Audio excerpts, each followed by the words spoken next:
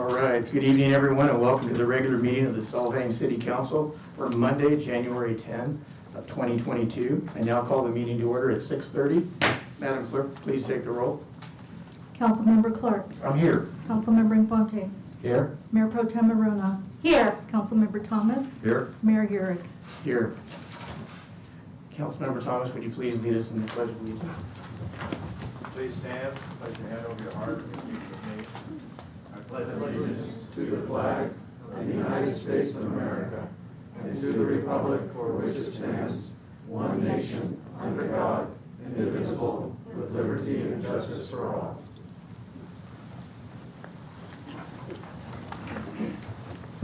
All right, thank you for that. And no presentations or ceremonial commendations tonight, but we do have a couple of proclamations. And I will start off with the one proclamation declaring January the Human Trafficking Awareness Month. So, whereas human trafficking is a form of modern slavery that occurs in every state, including California, wherein victims are forced to work in various forms of labor exploitation, including but not limited to commercial sex acts and other services that are induced through force, fraud, or coercion. And whereas due to its isolated and discrete nature, many individuals across the globe are unaware that trafficking exists in their communities. And whereas it is estimated that more than 40.3 million people around the world are victims of human trafficking. And whereas human trafficking victims face a cruelty that has no place in a civilized world. It is a crime that can take many forms and one that tears at our social fabric, debases our common humanity, and violates what we stand for as a country. And whereas increased education about how to identify human trafficking, along with increased knowledge of in-state resources and services for those affected by criminal exploitation, can help decrease the number of future victims. And whereas the Santa Barbara County Human Trafficking Task Force is committed to using all applicable laws and resources for investigating human trafficking and prosecuting those engaged in it. And whereas the Santa Barbara County Human Trafficking Task Force has worked diligently to bring awareness to the fact that human trafficking occurs closer to home than one might think, that California ranks #1 in the country for reported human trafficking cases, and that Santa Barbara County is home to hundreds of survivors of trafficking and exploitation.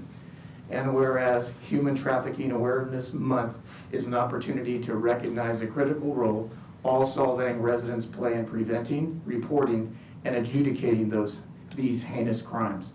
Now therefore be it resolved that I, Mayor Charlie Urick, along with the City Council of the City of Solvang, California, do hereby proclaim January 2022 as Human Trafficking Awareness Month in Solvang and call this observance to the attention of all of our citizens.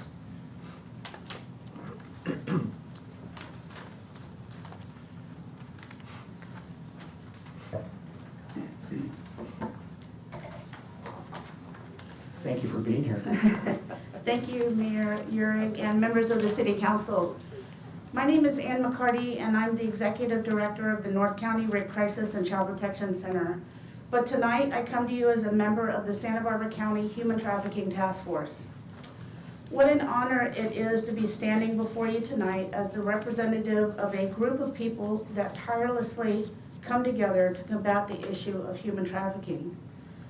Through your acknowledgement with this proclamation, you have sent a clear message that combating the issue of human trafficking in your community is indeed a priority, and we thank you.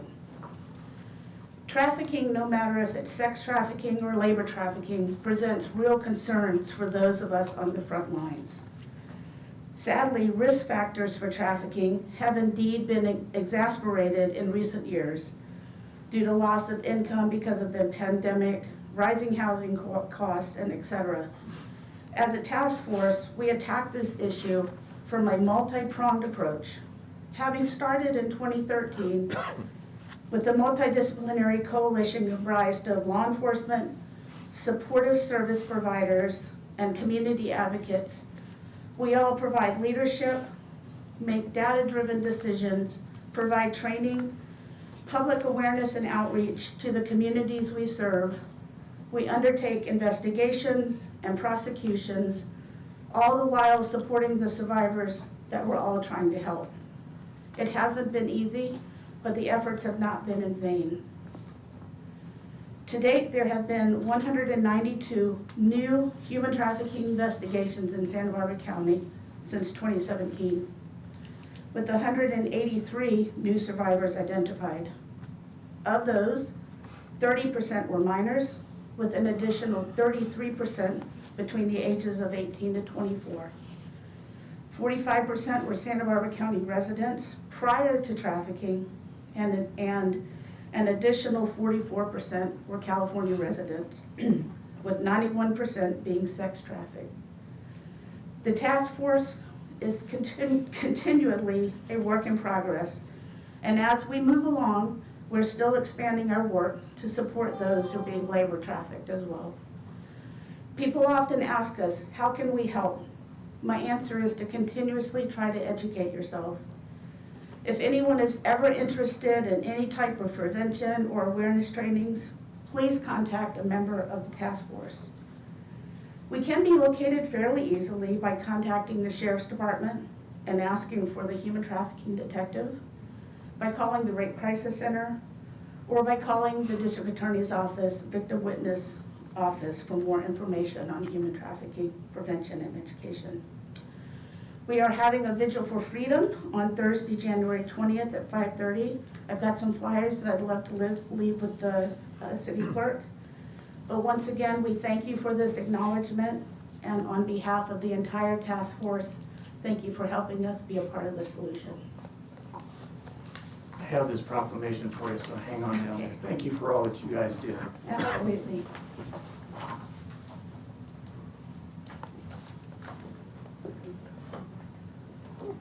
Second photo? Yep. How do you want? Good to see you again. Okay, ready, 1, 2, 3. Wait, I wasn't smiling. That was a mask. Stole my line. Let's do one more. 1, 2, 3. Thank you so much. Appreciate it. Take care. You too. So it's about timing. All right, and then we have one more, recognizing January 23 through 29 of this year, 2022, as School Choice Week. This is a proclamation, Solvang School Choice Week. Whereas all children in Solvang should have access to the highest quality education possible, and whereas Solvang recognizes the important role that an effective education plays in preparing all students in Solvang to be successful adults. And whereas quality education is critically important to the economic vitality of Solvang. And whereas Solvang is home to a multitude of high-quality public and non-public schools from which parents can choose for their children, in addition to families who educate their children in the home.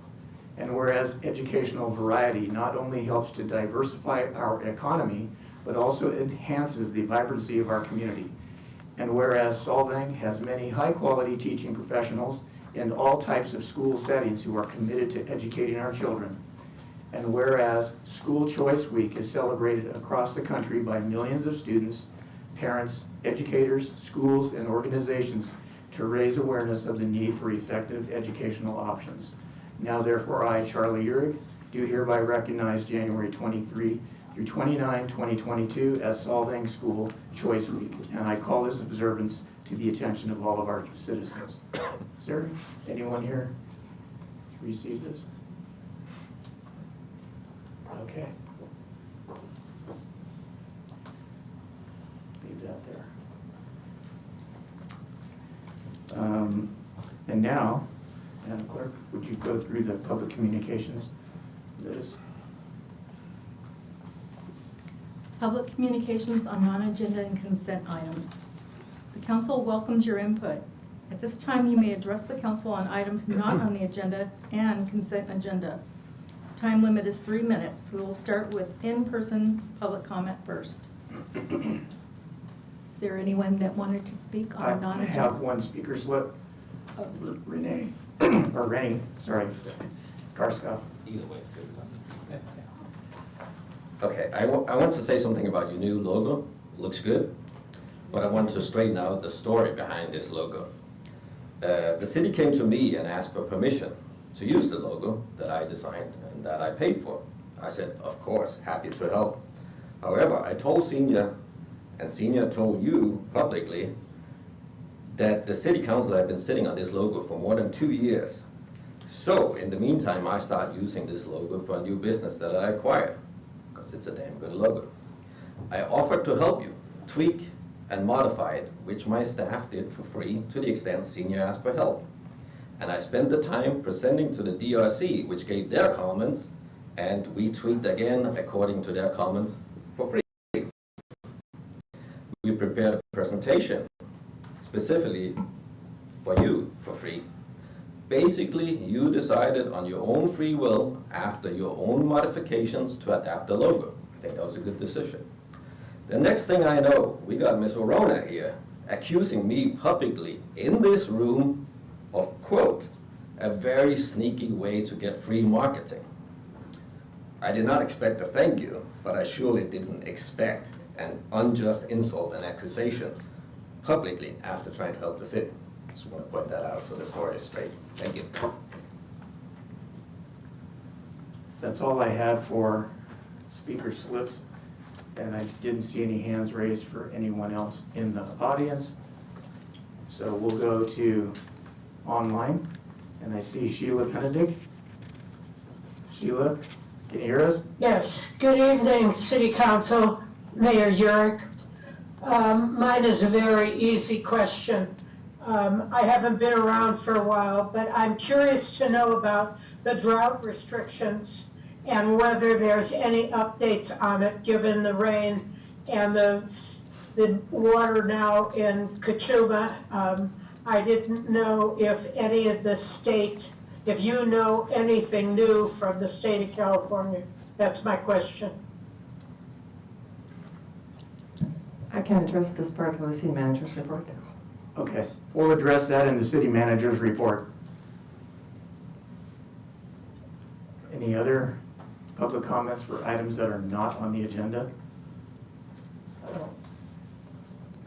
Not seeing anybody out there. We'll bring it back. Moving on to the city manager's report. Thank you, Mayor and Council. This is the first meeting of 2022, and we celebrate that with the conclusion of the 2021 Yule Fest, which took place since late November through just last Friday on the 7th, when the last event of the Yule Fest took place as the tree burn. So you can see here in the photographs a nice comeback throughout the entire month. You see the decorative gazebo, lots of tourism that it brought to the city. It was definitely great to celebrate once again, since the prior year in 2020, unfortunately, we weren't able to do so due to COVID-19. So the tree burn brought about 700 people as far as we can tell. It appeared to be a good event. Some of you may have attended it and have more to say. But definitely was very welcomed, and as always, a great demonstration of the fire safety and a great way to dispose of your Christmas trees. With that, unfortunately, we are moving to a little bit less of positive news here. We are in a bit of, or the entire country, and definitely Santa Barbara County, is experiencing an uptick in COVID-19 cases. These are postings that are currently available on the County of Santa Barbara Public Health website. And you will notice that there is a sharp increase in the last couple of weeks following the holiday season. So we are seeing and having the first cases of Omicron in our county. Those are increasing, and overall increase in cases of COVID-19 in our county has been 103% in the last 2 weeks. So hopefully that is just the holiday travel and celebrations, and we'll see. We saw a similar increase last year during this time. We'll continue to watch the situation and adjust as necessary. But having said so, we had planned a community workshop for the very important process of the general plan update. It's the community workshop number 3 on alternative choices. This is really the conversation with the community to receive feedback on the land use and the vision for the next 20 years and how much the city of Solomon wants to consider alternative choices and different housing and circulation options. Because of the COVID-19 increase, we are changing the participation mode from in-person at the Veterans Hall to a virtual workshop. Unfortunately, this format of workshop is not really conducive to hold both in person and virtually. And given the number of cases right now, we could potentially be excluding many people who would want to participate and wouldn't be able to participate if you only offered the in-person option. So it will be virtual participation. There's been an e-blast that went out today. We've also placed a marquee by the Veterans Hall, letting people know that this will be a virtual workshop. Just in case if anybody does still come in, because there's been so much outreach for this workshop, including distribution of materials through utility bills. We will have a virtual station set up at the Veterans Hall at the large hall. However, we do certainly encourage just the virtual participation for everybody from their homes. So that will start at 6 p.m. this Thursday, January 13th, and the public will also be able to continue to comment and provide input for another month following the workshop. The Alternative Choices report is now posted on plansolving.com and is available for everybody to review. And of course, following this workshop, there will be continued opportunities for the public, the City Council, the Planning Commission, the GPAC to continue to work on actually developing each of the elements. So each of the elements will receive its own attention, feedback, and public meetings. So this is not the last milestone, but it is an important one. We're definitely looking for everybody's input. Now, there's going to be a couple of more workshops that are planned. I've talked about it before the new year, and a reminder since we've all been in holidays, that there is a couple of other workshops coming up for the financial plan 2022-24 financial plan development. One would be planned for Thursday, January 27th. That would be an evening workshop, and that will be to receive initial input from the community on goals and for the next financial plan.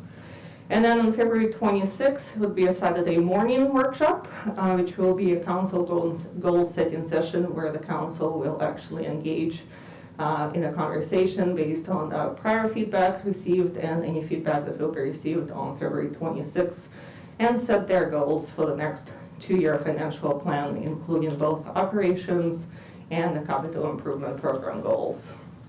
So, Sorry, quick question. What times are those 2 meetings? So these are tentatively scheduled, but I would say that 6 o'clock usually works best for the Thursday evening, which is enough time for people to get off work and be present. And then a Saturday, we would probably do 10 a.m., which is not too early, but not too far into the afternoon. Usually is the best attendance. Thank So that is the plan as of now, and we would be able to offer, unless anything changes with further restrictions from the state or the county, but we would be able to offer those for both in-person and virtual participation. So that would be both of those options. And then, of course, another very important workshop will be an informative workshop. This would not be a council session, but it would be staff has prepared materials, and we are looking for feedback from our utility users, basically our customers of water and wastewater, to provide us with their feedback for the utility rate study. The work that we have done so far is looking at our financials and looking at our capital improvement program needs for the city of Solomon for the next 10 years. So all of that has been studied, and we've created some proposed rates. The city of Solomon has not raised its water or wastewater rates since 2016, and essentially we are currently operating in a deficit in both our water and wastewater funds. So This particular workshop will really be an education and a conversation between staff and the public to present to them the draft rates that we have prepared to date, explain where we are, why those are needed, how those programs are funded, and receive the community input. So that is also planned as a Saturday morning workshop at 10 a.m. And we will announce the location. Once again, there will be options to participate both remotely and in person. Now, just reminding once again everybody that we are going through the process of the Solomon districting for elections. So the next election will be by district. There will be a special meeting just to meet the deadline scheduled on March 7th. That is not a regular council meeting, and it's actually on the same day as the Planning Commission, so we'll work out the exact mechanism of how we will do that. But we need to hold a public hearing in order to get to the deadline for the county for the elections. Public hearing on draft maps, and the draft maps will be available online at the districtsolving.org by February 7th. On March 28th, we will hold another public hearing, which will be the second public hearing, and a last public hearing on the draft maps to receive input from our residents on proposed draft maps. So there will be 4 districts that will be mapped.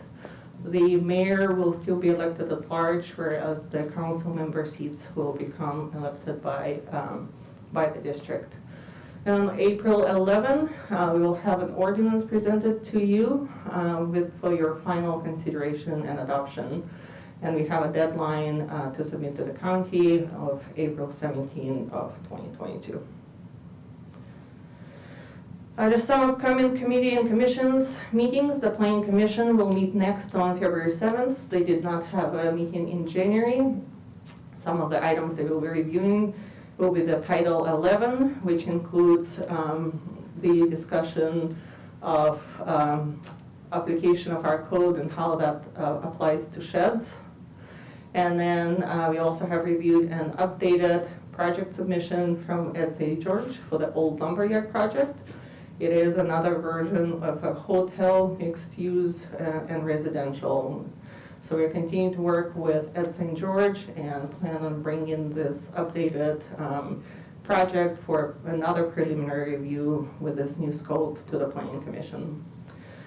The Tourism Advisory Committee met on Thursday, February 3rd, or will be meeting next on February 3rd. They had just recently met in January. And they have made recommendations to extend contract further with IDK, so there will be a meeting placed or an item placed on a future council agenda, the next council agenda for you to receive TAC recommendations as well as staff recommendations for the marketing RFP. And then, of course, the Design Review Committee is scheduled to meet on January 20th at 5 p.m. And there will be only one item for their consideration, which will be branding recommendations.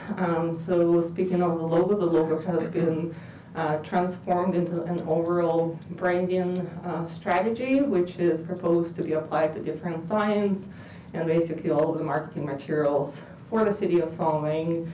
And IDK has also worked on a remodel for the visitor center. So we received some feedback from TAC and Design Review Committee, and IDK is working on making modifications to bring back to them for final recommendations. And then advanced calendar for January 24th, we'll have the sewer master plan update. This will be the first update since 1988. We'll also have the stormwater management annual report. That is a standard annual report. And then we have quite a few financial items here coming up. We'll be looking at the fiscal year 2021-22, which is the current fiscal year, mid-year report, and we'll be recommending to you any budget adjustments that are needed from our 6 months point. And then we'll also be coming to you with fiscal forecasts and the financial policies for the fiscal year 22-24. financial plan development. So that report will inform you about our financial position and the availability of resources that you would then be considering for your goal-setting session.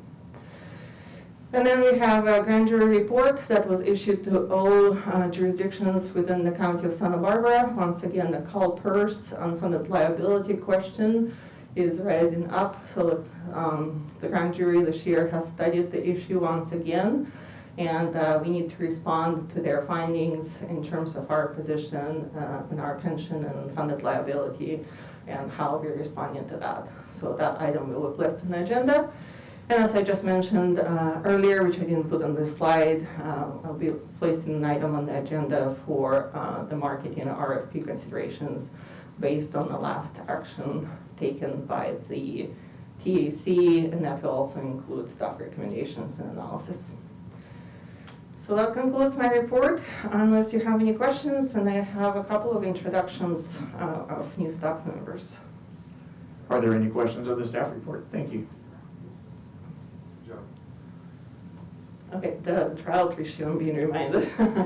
Yes, so the drought stage 2 is still in effect. Yes, there has been rain and there's been some positive impacts.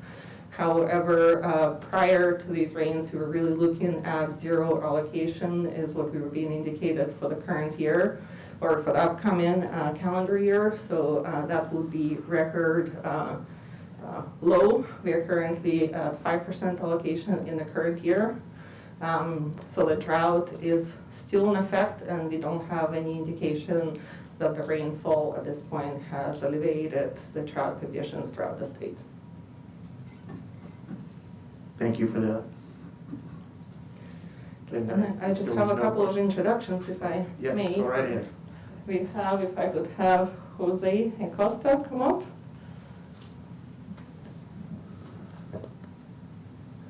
So Jose is our utilities director, first utilities director really, because we've reorganized, who will be fully focused on water and wastewater issues full time.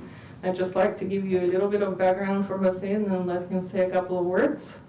So Jose has spent 4 years in the United States Marine Corps, 2 years with the City of Solwing as water operator years ago, so welcome back, Jose. 9.5 years as City of Lombok water treatment plant operator and water treatment plant operations supervisor. He has been with 3 years with ID1 as operations foreman, 3 years in Los Osos CSD utility systems manager, and then he recently comes from us as he spent the last 1.5 years as the general manager for the Santa Ynez Community Services District. So welcome, Jose, with all of your experience, and we look forward to you working on all of our water and wastewater issues with the community. Thank you. I'm looking forward to leading and working with the utility department employees, working with all departments within the city, learning and growing with them as well, and working alongside and supporting Zena and continuing to provide the best services to our constituents. Look forward to hopefully meeting each one of you one-on-one, maybe get some conversation with each of you. Thank you. Thank you for being here. And thank you for your service. Thank you. All right, and then I have one more. She's on Zoom. Lisa Murray, are you with us? There she is. Okay, so Lisa Murray is she's joining us by Zoom. She is our part-time HR manager. I'll just give you a little bit background about Lisa Murray and let her say a couple words. So Elise Murray came to Santa Barbara with a desire to finish her undergraduate degree at UCSB. She was accepted into a scholarship program, completed her studies, and graduated in '99 from UCSB with a BA in communications and a minor in biology. Early in her career, she gained operations experience in banking, finance, and hospitality. She worked her way through school as an administrative services manager and was offered a promotion and new position upon graduation as the company's first human resources director. At that time, she entered UCSB's distinguished 2-year human resources management certification program. She achieved a top ranking in this program and achieved her certification within 1 year. She enjoys working on her ranch in Santa Ynez, caring for her animals, hiking, skiing, cooking, baking, and spending time with family and friends. She has owned several successful businesses, has served on 3 nonprofit boards, and continues ongoing activities in many community service roles. She's passionate about her philanthropic endeavors that positively impact children, students, and animals. Elise Murray, you want to say a few words? Yes, thank you, everyone. It's wonderful to be here this evening and to meet and be introduced to the council. I've been here almost 3 months. It's hard to believe it went so fast. Getting to know the team. I'm looking forward to continuing to get to know the team and working with Zena on the goals of upcoming year. We've got a lot to do, a lot of good things ahead. Thank you. Thank you. Welcome aboard.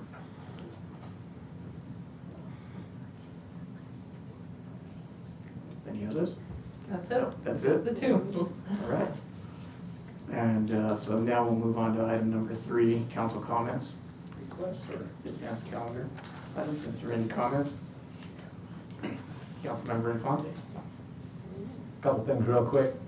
Last week, Mr. Acosta was at the meeting, and so was Zenia, of the Groundwater Sustainability Program for the Eastern Management Area. The board did pass the GSP, the Groundwater Sustainability Plan. It's gone now, it will be going now to the Department of Water Resources for review, and we will start putting out annual reports against that. This is part of what you just heard the city manager talk about, is the drought. We have a drought, and we need to be able to handle what's gonna happen. And as she said, the state gave us a 5% allocation of water this year and said we get nothing from them next year.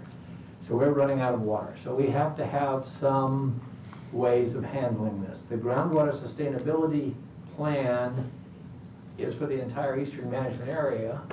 There's 3 areas within the basin that's in the county. And we're one of them, and it's much larger than just us. But it is the plan that's out there, and I encourage any of you to go read the 900 and some odd pages. It's a lot of fun.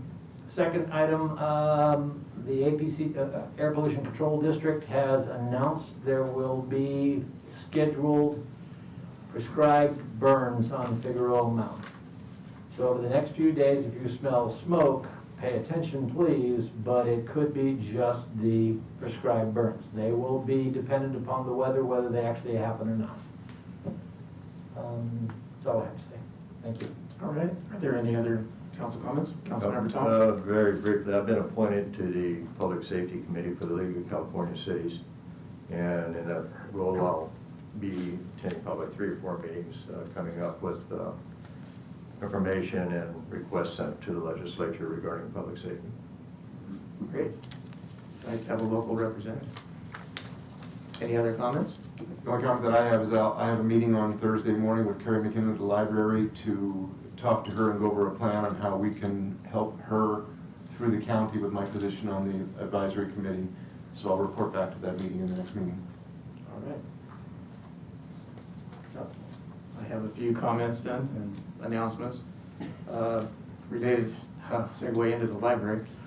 Starting tomorrow, the Solvang and Buellton libraries will transition to sidewalk services only.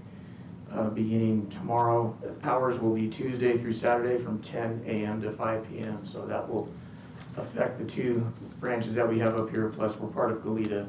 So that branch as well. So just be aware of that. Face masks are required to go and talk with anyone that's part of that. Another announcement is the Saturday the 22nd. There is going to be at 11 a.m. It's at the Presbyterian Church, San Ynez Valley Presbyterian. There will be a Stomp Out Hunger Uganda project, and it's put on with the assistance from Terry Harmon, and it's to try to feed hungry kids, families, and they're trying to break their record that they had last time that they did this, and they are going to try to break packing together 100,000 meals to be shipped to Uganda. And if you have they're looking for people to volunteer or to donate.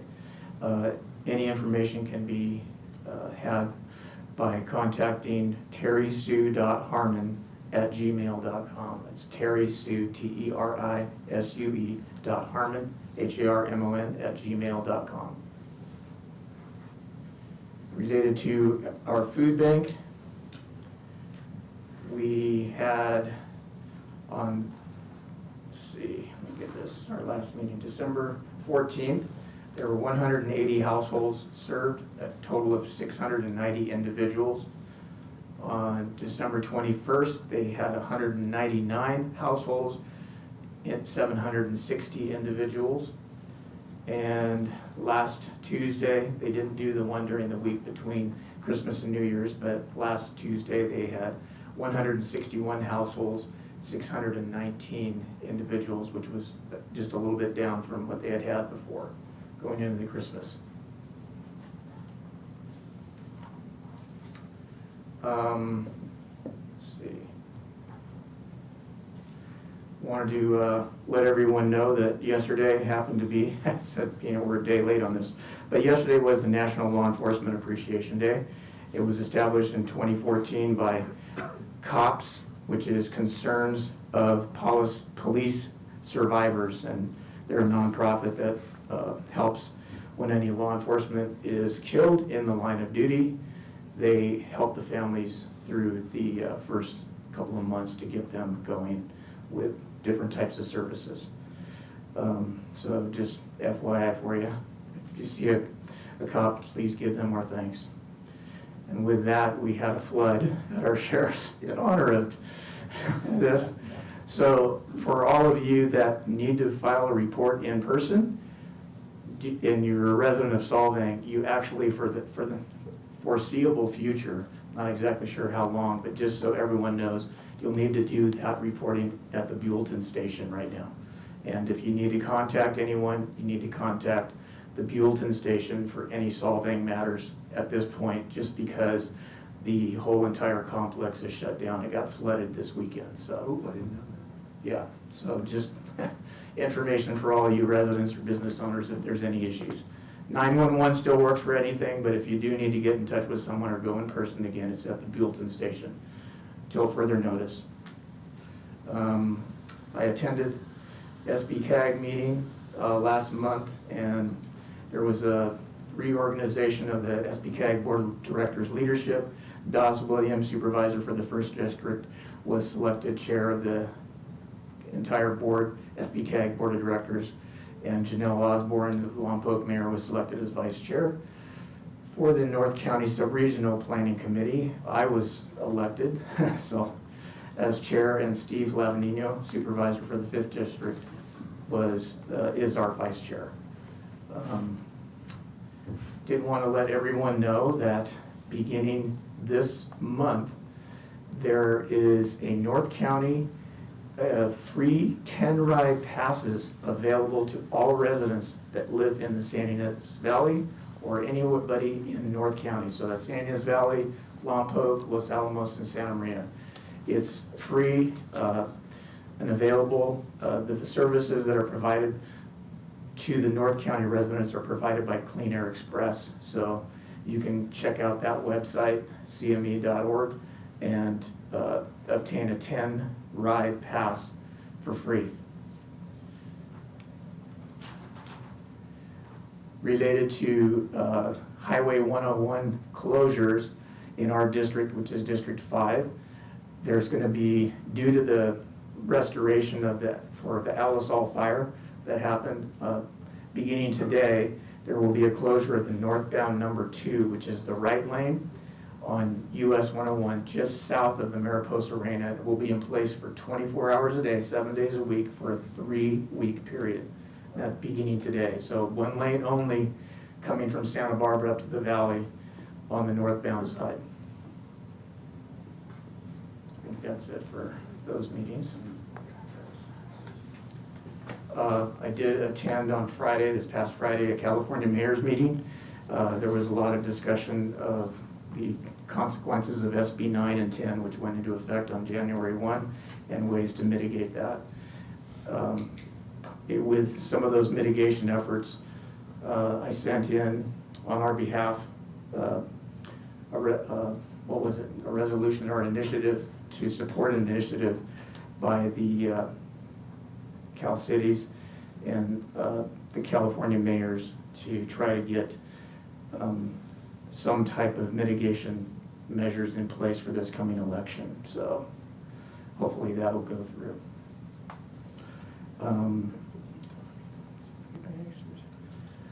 I did want to thank the city staff and Station 30 for Friday's tree burn. It was pretty fun.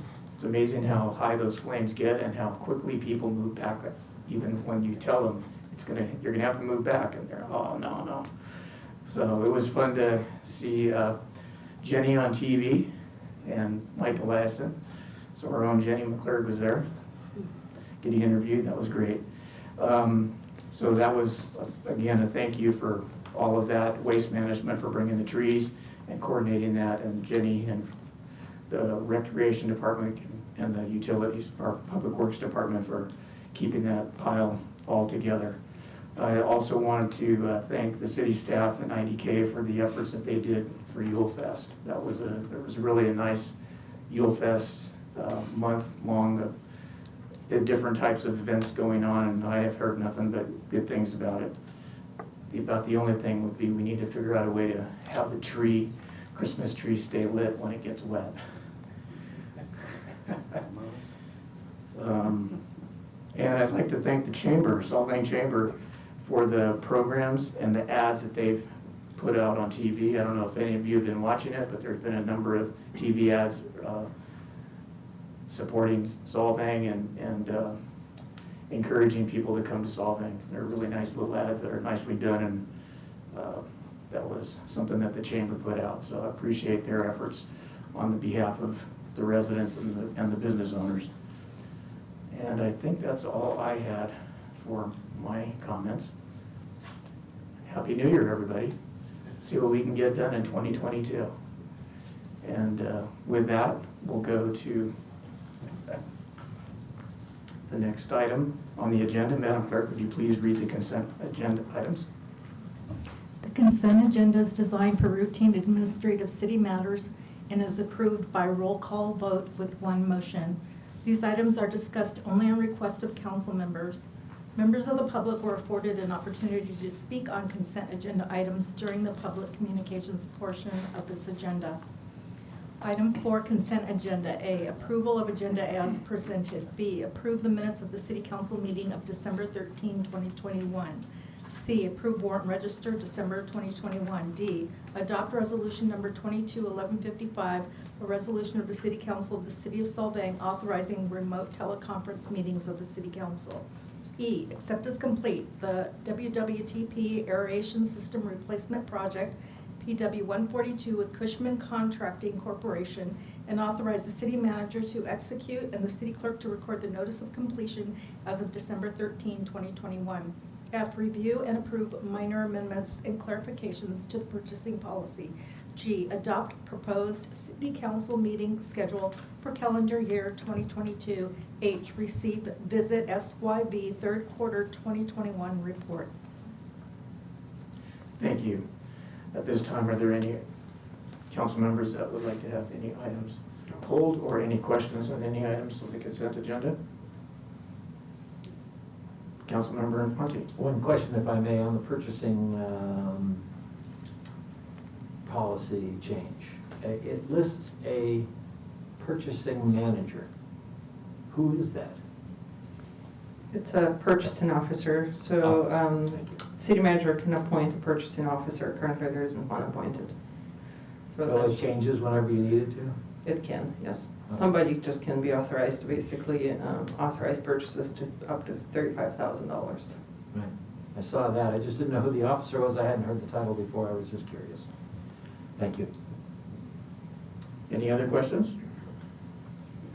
All right, if there aren't, then may I have a motion to I'll make a motion to approve the consent agenda as written. second? I'll second. Vote, please. Councilmember Clark. Yes. Councilmember Infante. Yes. Mayor Pro Tem Morona. Yes. Councilmember Thomas. Yes. Mayor Urick. Yes. Passes 5-0. Moving on to regular business items, there are no public hearings. Madam Clerk, would you please read the first item, number 5 of the regular business agenda? Approve the comprehensive financial report. 1, review city financial highlights for the year ending June 30th, 2021, and accept into the record the 2021 annual comprehensive financial report as presented by Ahmed Badawi, CPA. Thank you. So I'll introduce the item. This item is an annual report. Essentially, the city is required to be audited by an independent auditor on annual basis. So we go through this process on an annual basis when the fiscal year is closed as of June 30 of each year. The hired CPA firm for the comprehensive audit starts working with our finance division. And today's presentation is the product of that review and that audit. And our Jason Bunda, our accounting supervisor, is the one that really is the one that puts together all of these financial statements, and the finance division is the division that's responsible for making sure that all of the accounting transactions are properly processed, and we once again have a good audit to report on, and have our auditors here with us on Zoom this time due to COVID-19 again. He was here last time in person. But we have Ahmed Badawi and Mitesh Desai from Badawi and Associates CPA firm here with us to make their presentation. Good evening, and thank you for inviting us to your meeting. If you allow me to share my screen, I will share my PowerPoint with you. You should be able to just go to the share screen on Zoom. Are you able to see my screen now? Yes. Yes. All right, wonderful. So good evening again, and thank you for inviting me. I am just gonna get to my slide here.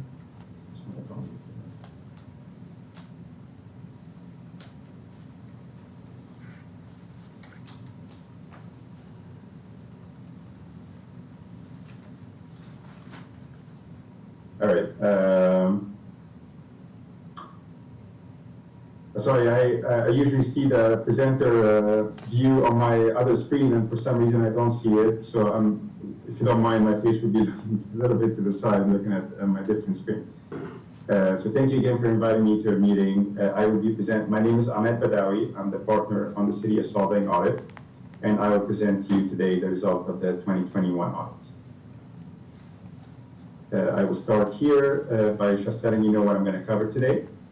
I will let you know who the engagement team was, what were our deliverables in the scope of our audit, areas we emphasized on during our audit process, provide you some of the audit opinion, the type of audit report we issued, and summary of the financial statement numbers, some of the required communications as your independent auditor, a brief overview of the new accounting standards coming your way, and then see if you have any questions for me.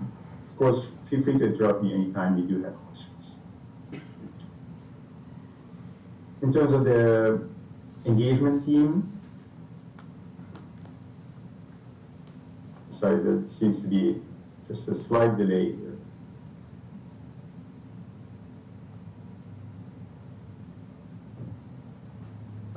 Okay, my apology. I think I'm getting a bit old. I was looking for my presenter screen and I didn't have my slideshow on, so my apology about that. Now it should be okay. Engagement team. This was the composition of our engagement team. I was the engagement partner. We always have a quality control reviewer, and this individual is always in the background. Their role is to review my work, making sure that we adhere to professional standards. They also provide a second set of eyes in terms of reviewing the financial statements and so on. We had a manager, Mitesh Desai, was on the audit, and we also had a senior assigned to the audit, Salah Yassin. All members of the engagement were licensed CPAs. On slide number 5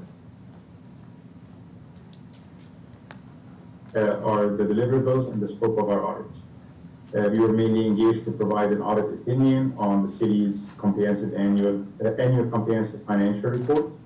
That is the city main report that includes all city funds and assets and pension liabilities and all of those types of accounts. The city is subject to government auditing standards, which require us to issue a report on internal control over financial reporting and on compliance and other matters.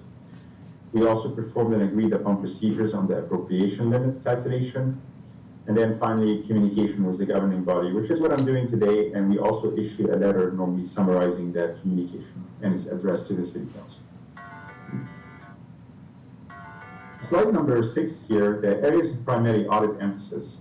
Those are, I have to say, they're pretty standard in most audits. There was nothing that was very unique to the city of Solvang. The risk of management overriding control is a risk that exists in almost every audit.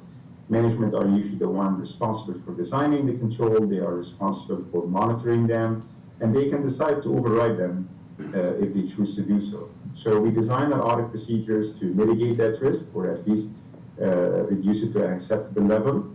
We use a variety of procedures, from starting with making sure that we assign more experienced staff to more complex areas of the audit, to incorporating an element of unpredictability in the audit process, reviewing accounting principles implemented by management for consistency, testing journal entries prepared by management, reviewing estimates prepared by management to make sure that they are free of bias, any unusual transactions, evaluating those to make sure that there is a business rationale behind it, and then also evaluating the responses to our inquiries relating to fraud and related parties.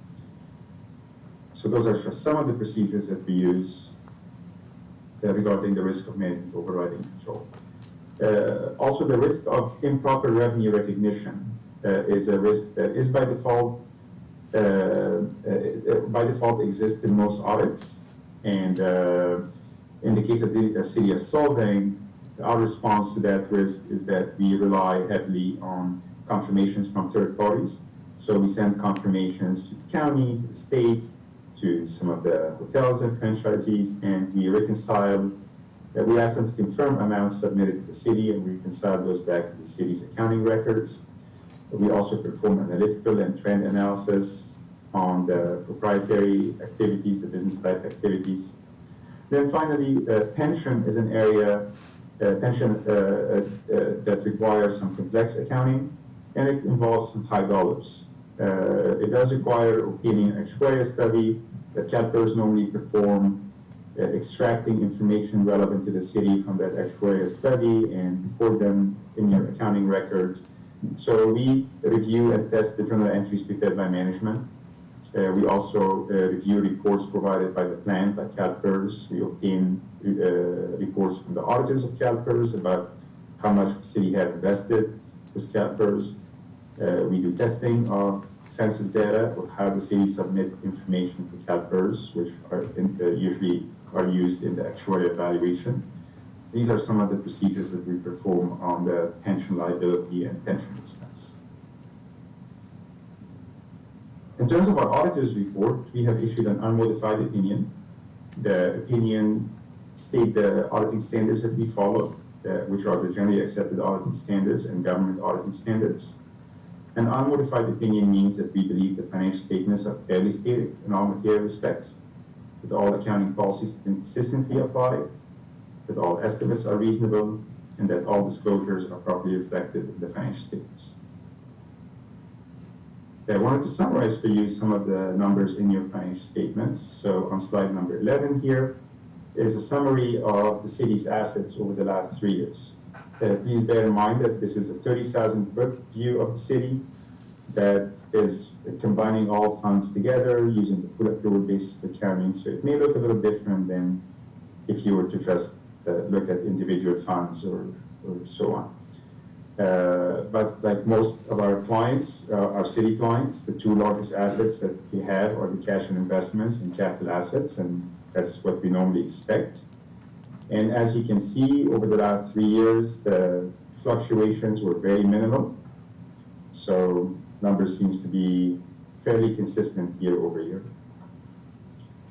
If I go to slide number 12, this is a summary of the city's liabilities, and that includes short and long-term liabilities like pension plan and OPEB plans. I would say that probably the only thing worth mentioning here maybe is the decline in OPEB liability. This had to do with some expected results that were different from actual results from an actuarial perspective, and also reduction of the plan members. So that led to some decrease in that OPEB liability.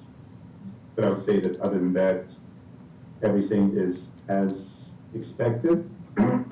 Pension liability, we see it increasing for almost everybody, so that kind of in line is what we see. On the next slide here, slide number 13, is focusing more on the city's equity, just assets minus liabilities. And you see there are 3 categories for equity. The first one, the net investment in capital assets. This is how much the city had invested in streets and roads and buildings and other infrastructure assets.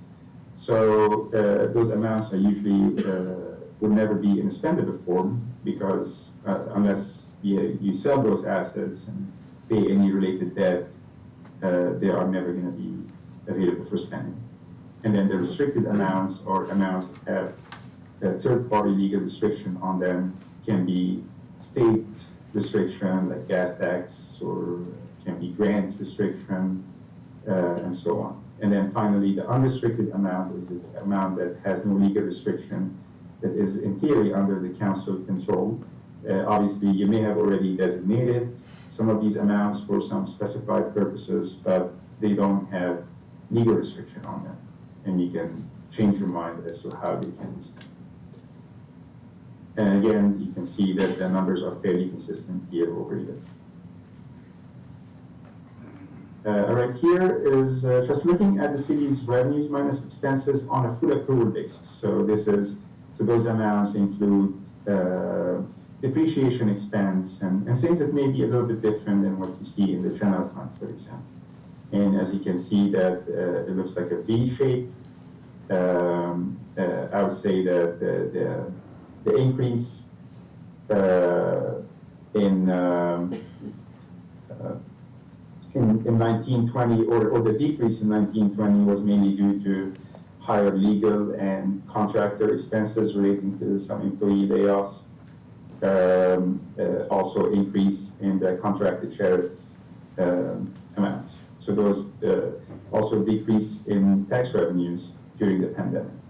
So that's really the reason you see that V shape. Obviously in 2021,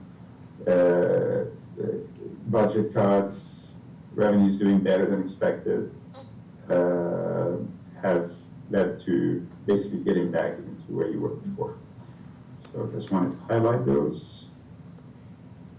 And same here. Here is really looking at the net cost of service tax revenue. So the net cost of service is the cost of running city departments minus any revenues that those departments bring in on their own.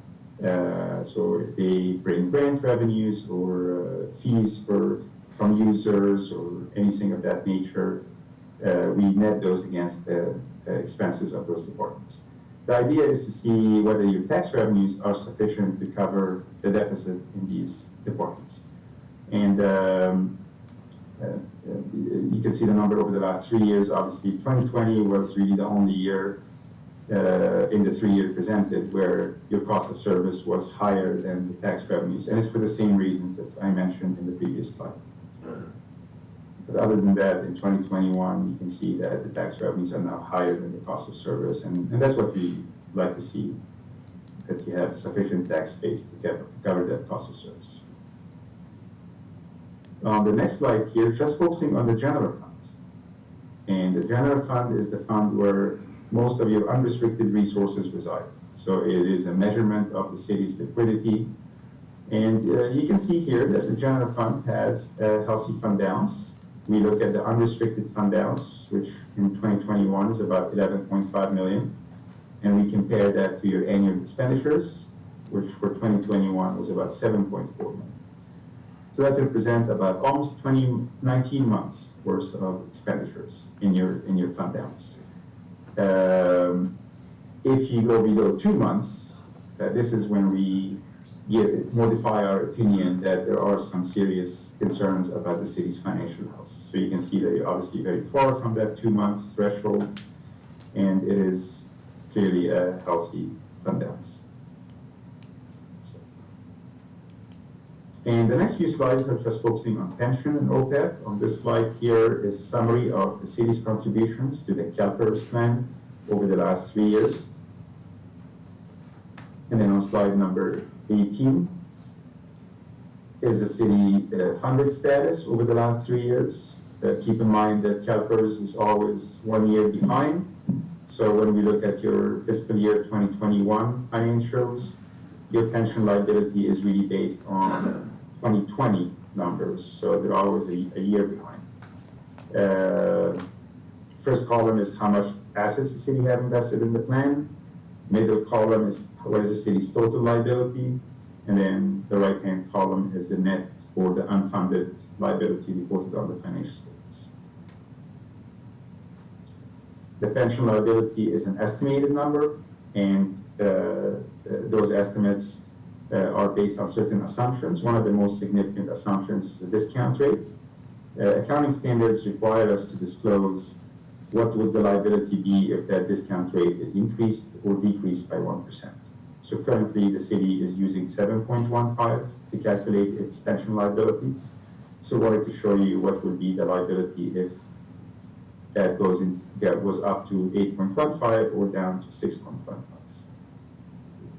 Obviously, big fluctuation here was 1% change.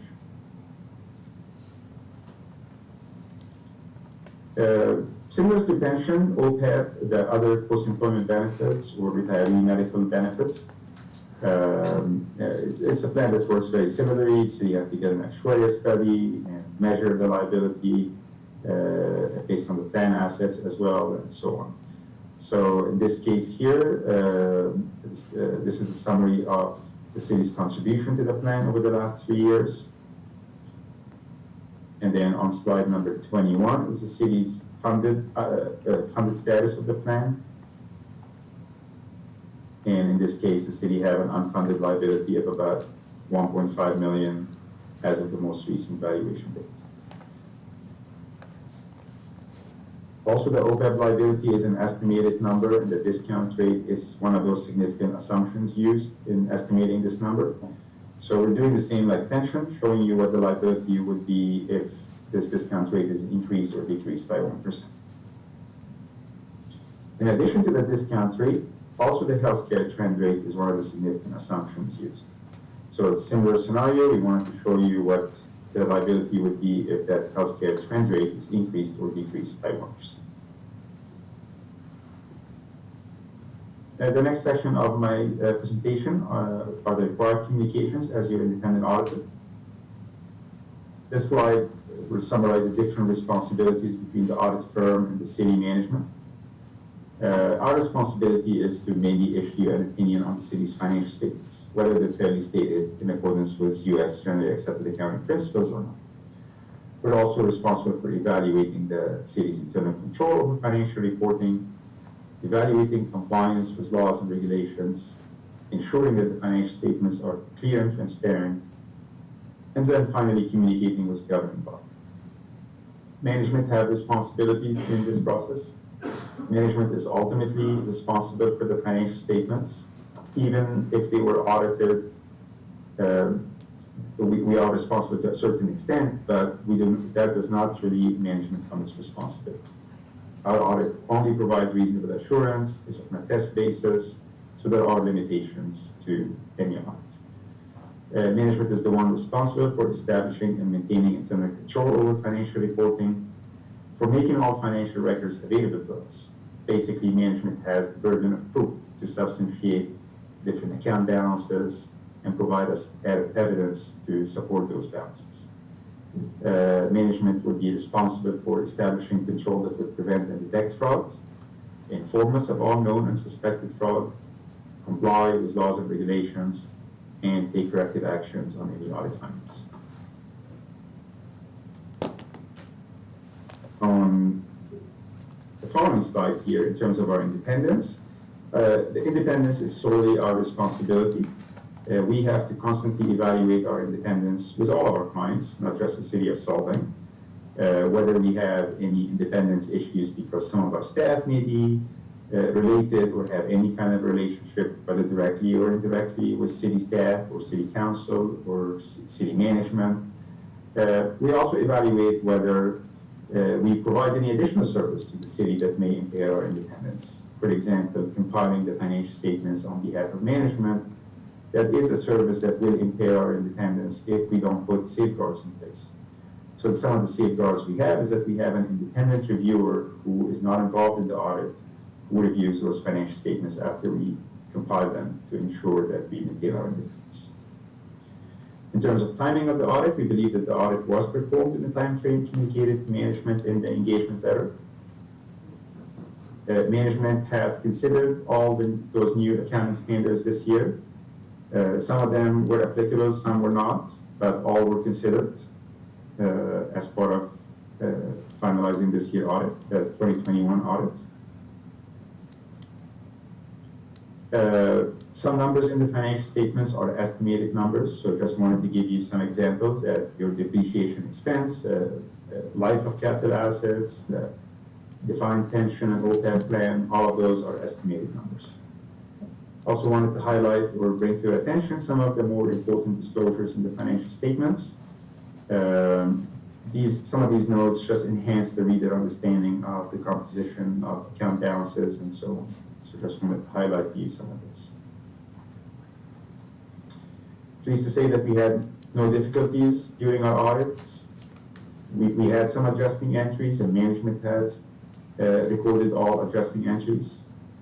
Adjusting entries normally result with after management closes its books and the audit starts. The audit may identify some accounts that maybe were not properly stated and required some adjustments.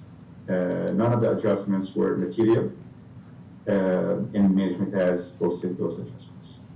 There were no significant risk or exposure. Normally, we communicate with the city legal counsel and confirm any outstanding litigations and anything that needs additional disclosure in the financial statements. We're pleased to say that we had no disagreement with management. We had no material weaknesses in internal control identified. Sorry, I just had a little bit of delay here. There we go. We obtained representations from management prior to issuance of our report. Those representations usually is management taking responsibility for the financial statements, letting us know that it's close to us all known facts, that they are not aware of any fraud, that they have no intention on selling city assets, so it's a variety of representations that management make to us at the end of the audit. We're not aware that management have consulted with any other accounting firm relating to audit matters. Other than our engagement letter and the representation letter, we had no other communication with management. There were no material uncertainties relating to events and conditions, and we have not become aware of any instance or fraud that were not disclosed to us. This is just a summary of all the new accounting standards that are coming the city's way in the future and the year of implementation. Normally, we discuss those with management as the time approach, and we talk with management about whether we would be needed to comply with those standards and whether they will even be applicable to the city or not. I just wanted to provide for your information. And happy to answer any questions, but other than that, I want to say thank you for allowing us the opportunity and for inviting me to the meeting today. Thank you for the report. We appreciate definitely the time that you guys have all put into putting this together for us. Are there any questions of this report? Seeing none, that's a good thing.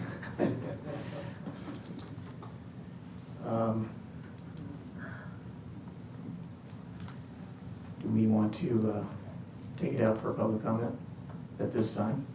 I didn't have any speaker slips for this particular item. Is there anyone in the public that would wish to make any comment that's in the house? Step forward. Mr. Mayor, City Council. Dennis Beebe, Solvang. I just had one question. Whenever I hear unfunded liability, it always raises a flag. And I heard $1.5 million unfunded liability and just wondered, is that a concern? And what do we do about that? It's always a concern. We're working on what we can do with that. That's part of that grand jury probably too, is it not? Yeah, the grand jury has looked at CalPERS, the pension specifically. The OPEB 1.5 is the side of the retiree health benefits. Yeah. But we are constantly evaluating that, and we'll be bringing forward the discussion on pension and fund liability at the next council meeting. So Dennis, tune in next week for, or next session for some of the answers to those questions on that. Grand jury definitely wants to know. Are there any other comments from anyone that would like to speak in-house? If not, I'll take it out to Zoom, and I don't see anybody. Stop share. I don't see any hands raised or anybody waving any hands. So we'll bring it back for final council comments. Otherwise, we'll entertain a motion to accept the report. I move we approve the report as presented. Is there a second? I'll second it. Madam Clerk, would you please take a roll call? Councilmember Clark. Yes. Councilmember Infante. Yes? Mayor Pro Tem Morona. Yes. Councilmember Thomas. Yes. Mayor Urick. Yes. Motion passes 5-0. Thank you again, Mr. Badawi. Thank you for having me. Have a good evening. All right, Madam Clerk, moving on to item number 6, would you please read the title? Copenhagen Reopening Strategy and Temporary Outdoor Dining Encroachment Permits. That the city consider options for the reopening of Copenhagen Drive and direct staff to proceed with the preferred option. Is there a staff report? Council, so I'll take you through a little bit of background, that in March of 2020, the city of Solvang had declared the health emergency due to COVID-19. In response to the state restrictions on business operations, the city relaxed operations to, one, to allow outdoor dining with temporary encroachment permits into public city property. So this applies to both Copenhagen Drive, which you see a depiction of in the photo there, which is basically what it looks like today. And we also allowed such permits in other places. So another place where we have quite a few businesses operating outdoors with such permits is on the west side of Mission Drive. The other measure that was taken at the time, and as you would recall, back then there was a state roadmap to reopening, which included different tiers that impacted businesses, to where at times businesses were not allowed to operate at all, other times restaurants could serve outdoors only, which is how this came about, or have limited capacity indoors.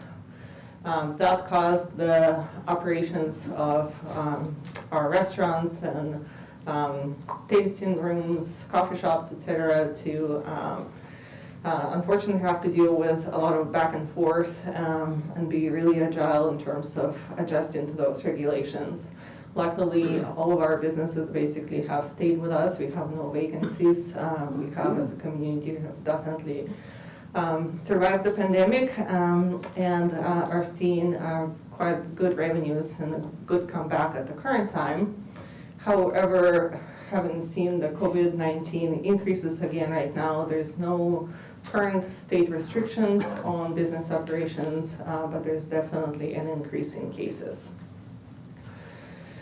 So a little bit more with background. So the Copenhagen has been closed to vehicular traffic since summer of 2020 to allow for outdoor dining. We originally closed the Copenhagen for 4th of July when we couldn't have an event that year. So an alternative was to create a space on Copenhagen where tourists could relax and still enjoy solvang and the solvang dining. The city-owned pergolas were, or we've been calling them the parklets, were placed where temporary encroachment permits were issued for the different businesses to use them for their businesses. So originally the pergolas, once again, were created for the 4th of July and then kind of naturally transformed into allowing the businesses to use those, provide some shade so that it was a more pleasant experience to our visitors and our residents to enjoy those outdoor dining spaces.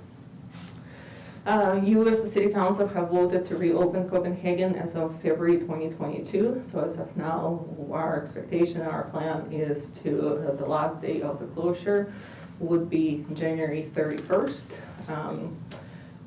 So that's the current plan that we are working under, and you also directed staff to review options for reopening Copenhagen to address temporary outdoor business operations, as that particular consideration was not part of your original vote to reopen.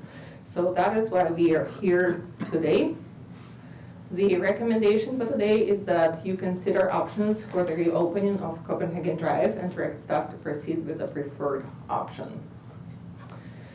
So having worked with our Public Works Director, Roger, here, who will present the specific options and what's possible from his city engineer and Public Works Director perspective. But these are the 4 different options that we have looked at. One would be the full reopening, where we would terminate all of the encroachment permits on Copenhagen Drive and arguably throughout the city, and just go back to operating as usual pre-COVID-19. The second option would be to still fully reopen to vehicular traffic, but to allow for private parklet installation through encroachment permit process. So that would be just an improvement. That would be an investment by the cities to create slightly different parklets and improved parklets in those areas. The third option would be to fully reopen to vehicular traffic, but to maintain the existing pergolas, and the city staff would install protective measures to secure those from traffic. And that's not a very expensive proposition, but to provide just a basic insurance that the cars would be separated from those who are dining on the street. And then the fourth mortgage option would be, there was some discussion to look into whether or not a one-way street would be a feasibility. We have looked at that, and Roger will go through that in more detail. But essentially, something like that would require a form of a capital improvement project, even at its minimal. And so there would be some investment into that that is not temporary. And we also haven't done a full-on circulation analysis for that option.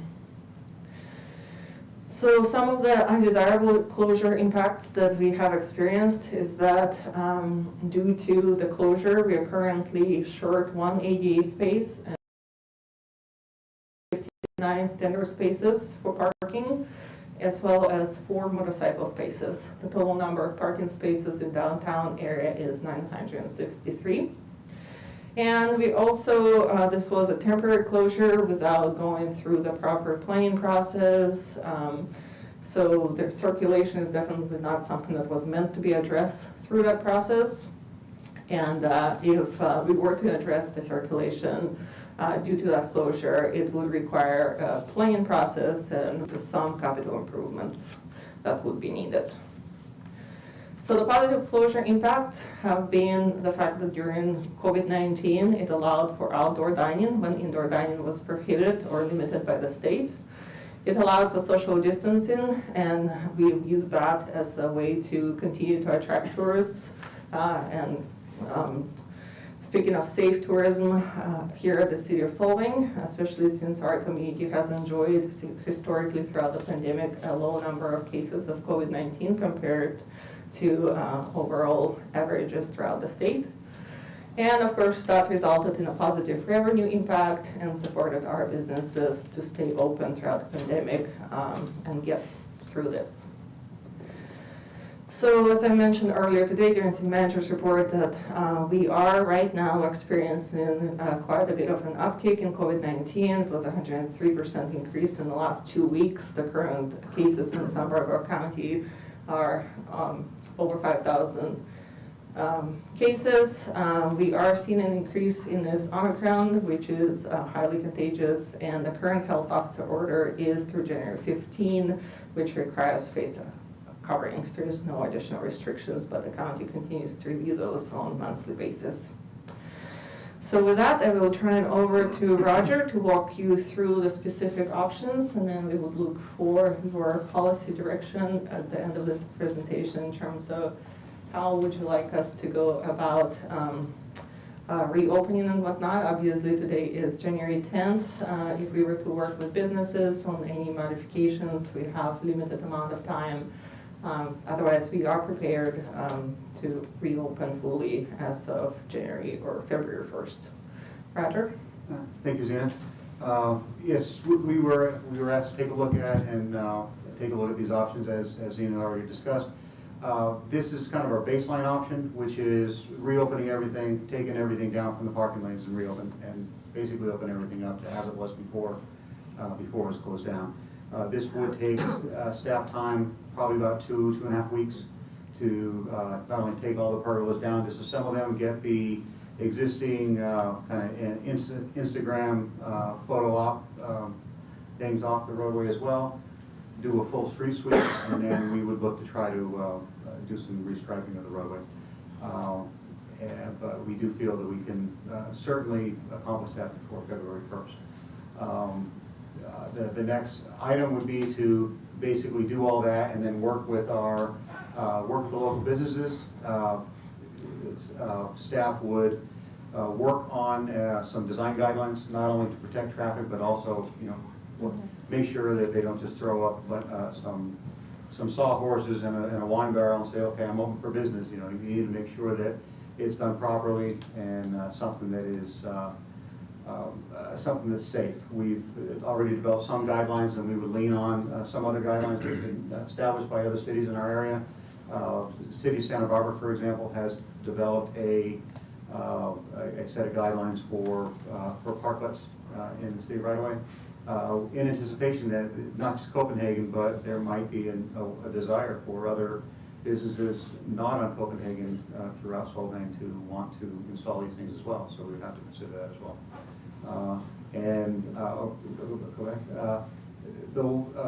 The one on the far right is actually on Copenhagen, and they're pretty close to what we'd be looking for. We would want some sort of traffic protection, a curb stop, some sort of channelizer, but they're just lacking a couple of something restricting people from ducking out between those hedges, and they would be pretty much ready to go. So that would be something they've already taken upon themselves to do something that doesn't look half bad, but it's could be real close to something that could be acceptable from a traffic perspective. Okay. The next item we talked about, you see on the far left, is some of the traffic protections that we would be looking for. Primarily, we'd be looking for some sort of curb stop to keep parked vehicles that are maneuvering to park from bumping into the parklet areas. Also a channelizer, just to let traffic that's coming, that's on Copenhagen, from steering wide enough away from the parklets. And then also you can kind of see there's some wires across there, but something to keep the seated area, from someone from the seated areas stepping directly out into traffic.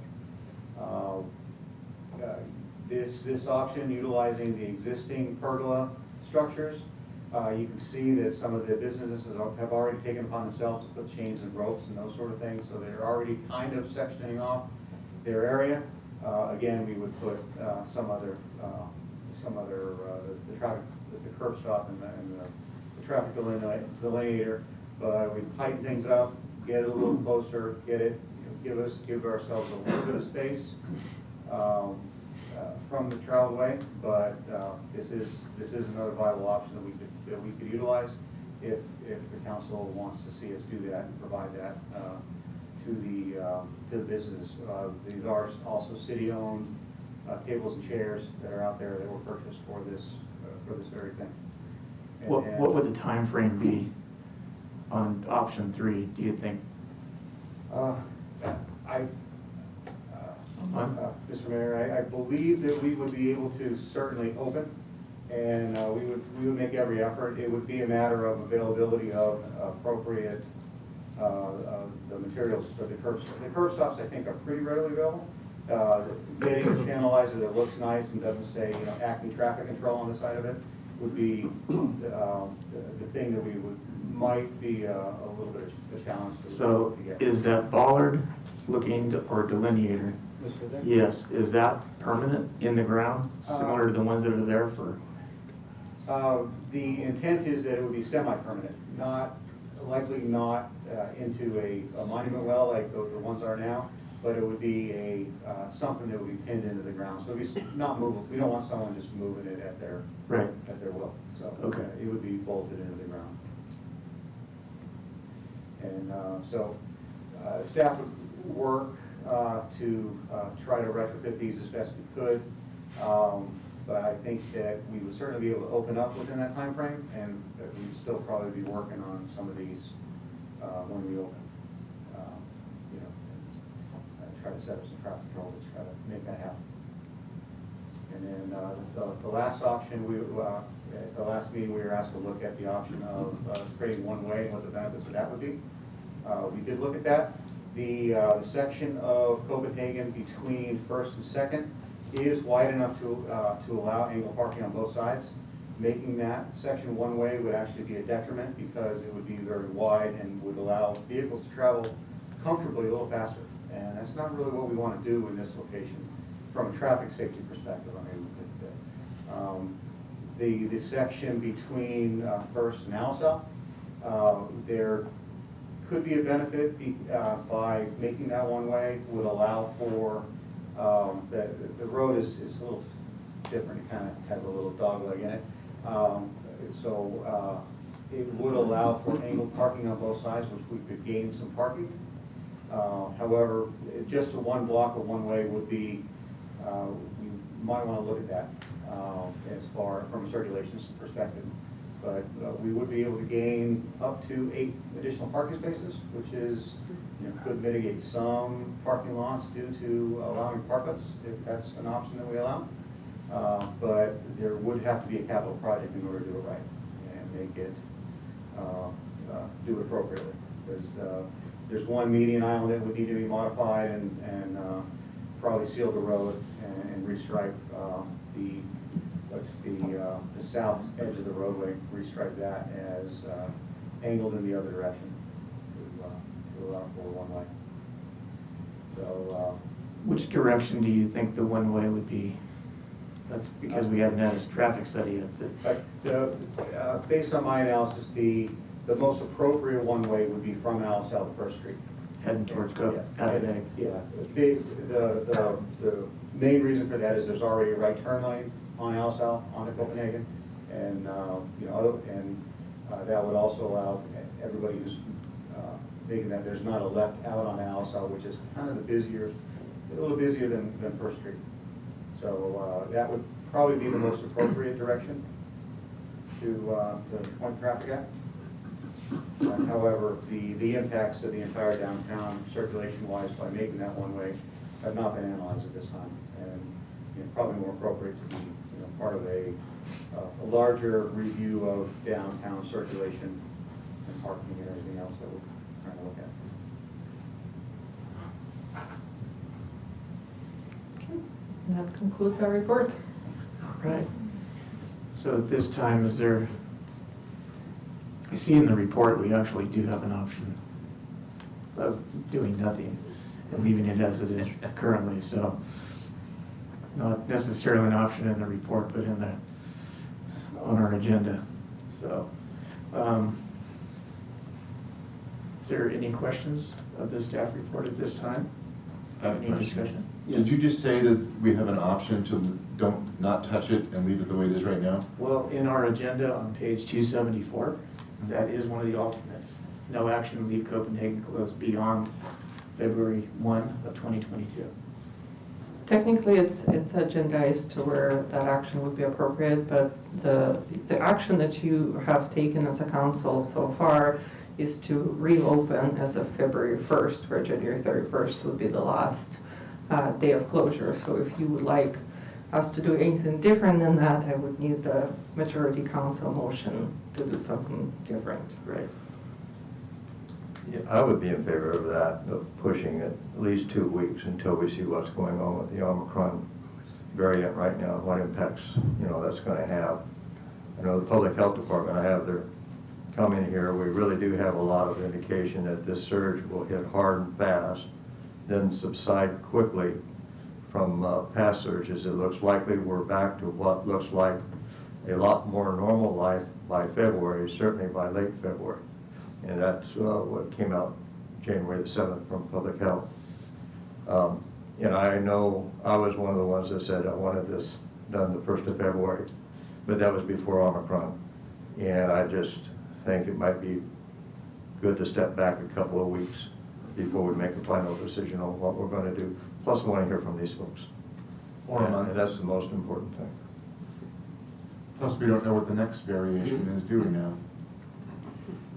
No, but at the same time, right now, you're allowed indoor eating. We weren't allowed when we put this up. That was why we did this, to protect the businesses. The businesses don't need that protection at this time, as far as we can tell, unless it gets worse, and that's why I believe Councilman Thomas's idea is pretty reasonable.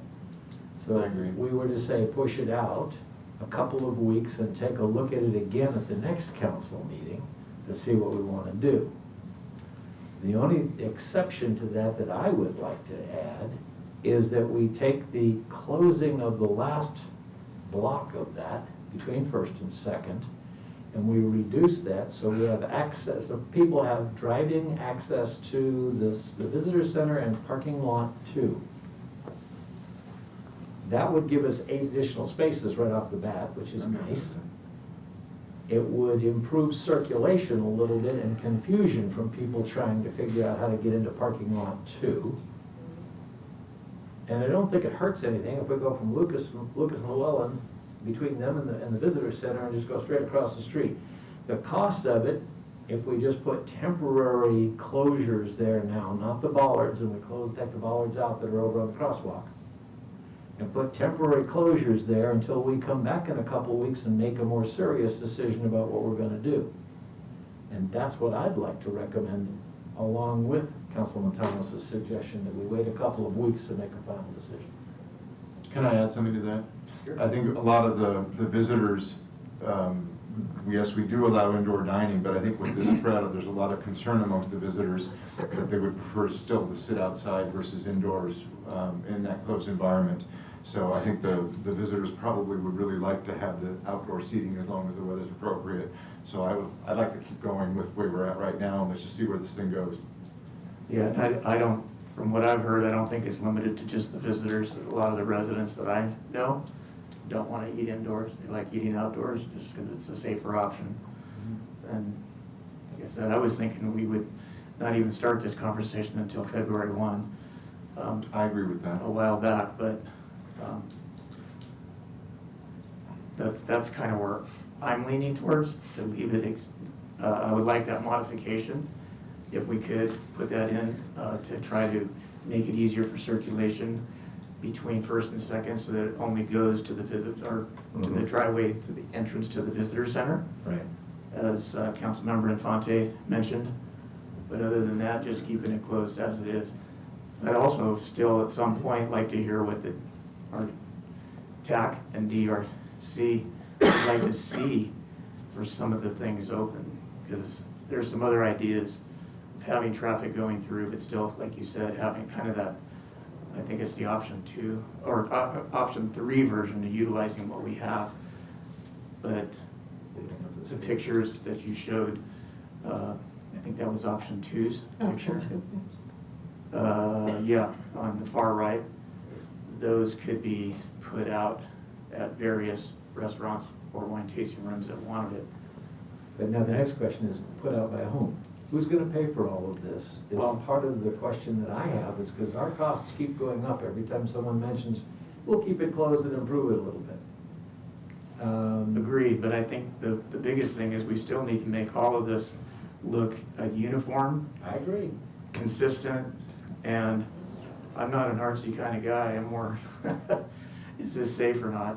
And, you know, I'd like to see something put in place and you know, as you mentioned, there are some ways to be able to get some added parking between Alisal and First with some diagonal, and then even some little parklets in between, so it's like a median going out right in front of a restaurant where they would have, you could at least have the traffic walking, heading out that direction, and then the outdoor dining is right close to the door, so the people that are serving are not serving and walking right out in front of people walking past their, or, you know, heaven forbid the skateboarders too, adding those into play, but, you know, little medians going out in front could be part of a design that could be looked at by the DRC.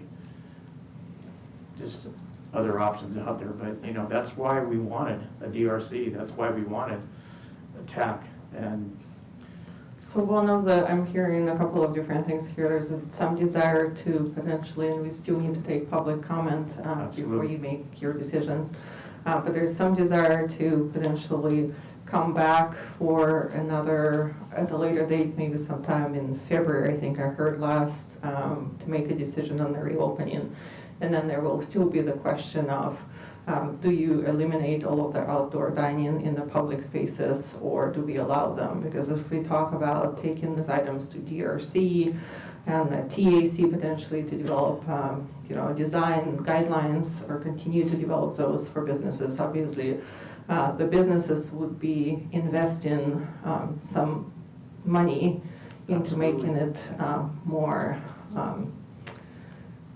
pleasant experience. So that would be probably something that you would have to consider as to how long would you continue to allow that outdoor operation, because that is within your council discretion and not the DRC's discretion. So even the DRC, when they consider what type of guidelines to propose, would need to have that information in terms of knowing how much the businesses would be willing to expend for that.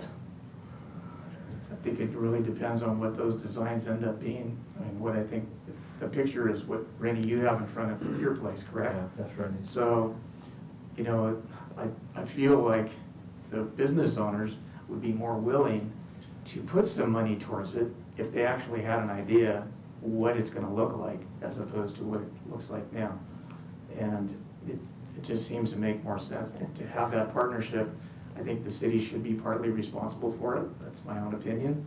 But I think the business owners, if they want it in front of their place, it could be part of the design coming out. Like I said, you know, maybe it, you know, there's a little bit more median, but we could still pick up some parking. And the speeds would be slow going through there anyway, just because. But as I mentioned, I think the hard part when you go down in Santa Barbara is that the servers, when they're coming out, unless the outdoor dining that they have on their sidewalk is right at their door, you're walking and you're got a server coming out with a plate full of stuff, and they're running into people that are walking on the sidewalk because they're not paying attention. They're looking at everything else, and they're going right by their door. There needs to be some way that whatever we do for outdoor dining for any of the places, whether it's a wine tasting room or a restaurant, that it's closer to their front door so they don't have to deal with those bystanders going by, whether they're walking, some of them riding bikes on there, and you know they shouldn't be, but they do, and they skateboard on there as well. And those all need to be outside towards the street if we're gonna have that open. It just is a safety concern. for everyone. Talking about constructing sidewalks that go out and around the park. Well, it could be, if there was a median that went out similar to they have in the intersections right now. You put some of that out as a little median out there, like where Rennie's spot is, just to take his spot, because most people are familiar with that. If that was a median out there with a curb and a sidewalk, the people could be walking on that outside, and the seating could be closer to his front door, as opposed to being, 8 feet away where it starts, or even further. Just a thought. But it's mainly just to kind of keep it easier for your people that are serving to walk out that front door. And, essentially, that would be an outdoor patio for you right in front of your door on the curb or on the sidewalk. And then the patio would be out there maybe 12 feet or 10 feet, whatever it could happen. It's just an idea and it's a thought, but it would make it simpler for the people that are serving to not have to deal with people walking.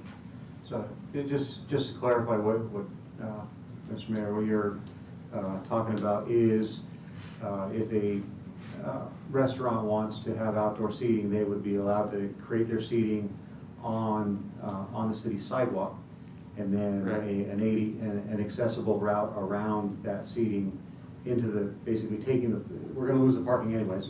So the parking would be taken by an ADA accessible route around Absolutely. the sidewalk seating. Is that what I understand? That's kind of the idea. The thought would keep the traffic of walking a little bit further away from their doors. And they But you come in can't, and open. you can't have them stepping off a curb and on a curb and meet ADA. Not to mention liability of somebody tripping over the thing and hurting themselves and suing the city. So this is a lot of construction, there's a lot of costs that you're dealing with. I mean, just thinking out loud. I agree. I'm sure there will be some other grants and things out there to help offset for infrastructure for businesses. I'll keep looking. But it's, just trying to think out a little outside the box as well, so. But I think where we're all going. Yeah, I think we're getting too much in the weeds right now, so. We are, but Yeah. I mean, to get away from that, just getting back to, Good I point. think where we want to be is, we'll take it out for public comment, but I think our consensus might end up being right now would be that we would keep it as it is, just closing it instead of its second in Copenhagen, just back towards the entrance to the visitor center. To allow, Sound about allow right. people to get out of the To parking. allow people to get out and come in from Copenhagen and the Parkway. Right. But other than that, I think that's kind of where we're at, I feel. So with everyone out there thinking, hearing kind of what we're contemplating, I do have some speaker slips that people wanted to address here, and I'll just kind of take them in the order that I think I received them. And Rennie, had you up first. I want to thank you for having this on the agenda yet again. Personally, I'm for keeping Copenhagen Drive closed temporarily, or even better, permanently. Temporarily, because as you said, the COVID numbers are through the roof. You didn't even want to have meetings inside.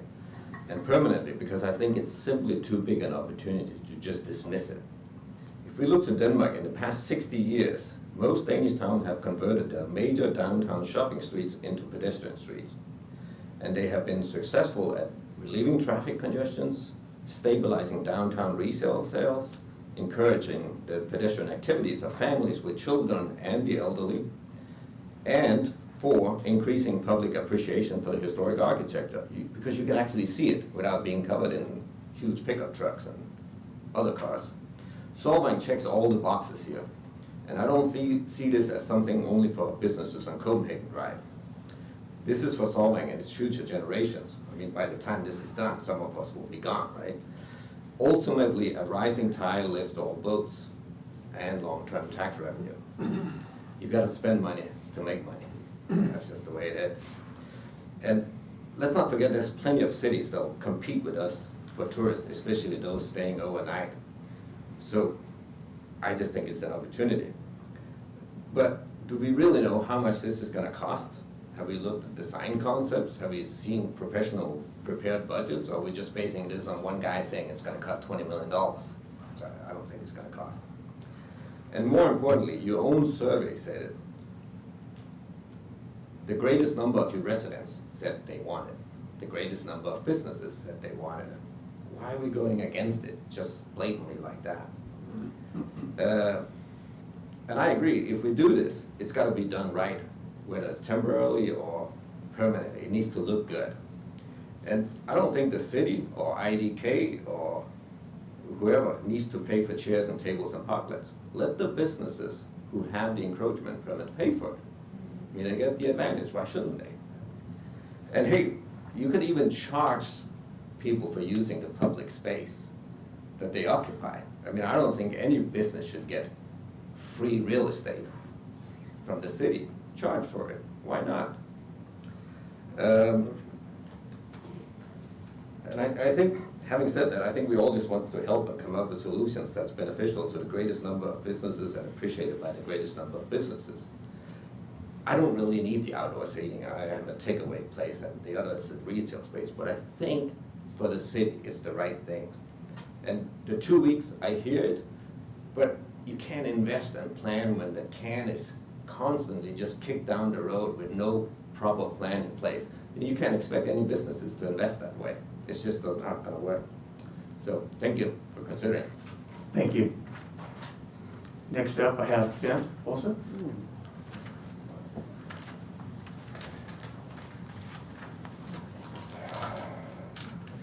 The Honorable City Council, thank you very much for the great service you're providing. Happy New Year. Happy New Year. Solvang has come a long way.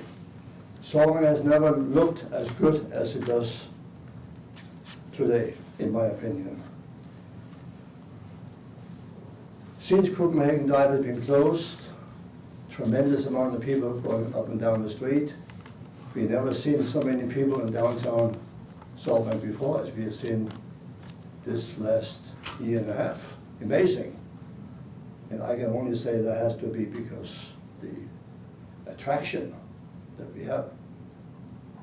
And of course, this is not a new idea. This goes way back to, closing Copenhagen Dive goes way back to 1980. That was long before any of you were even involved with Solvang, or you had no idea what, you didn't have, you were not political in Solvang anyway. You might be living here, but you didn't really participate in Solvang politics. But that's how long we have talked about this.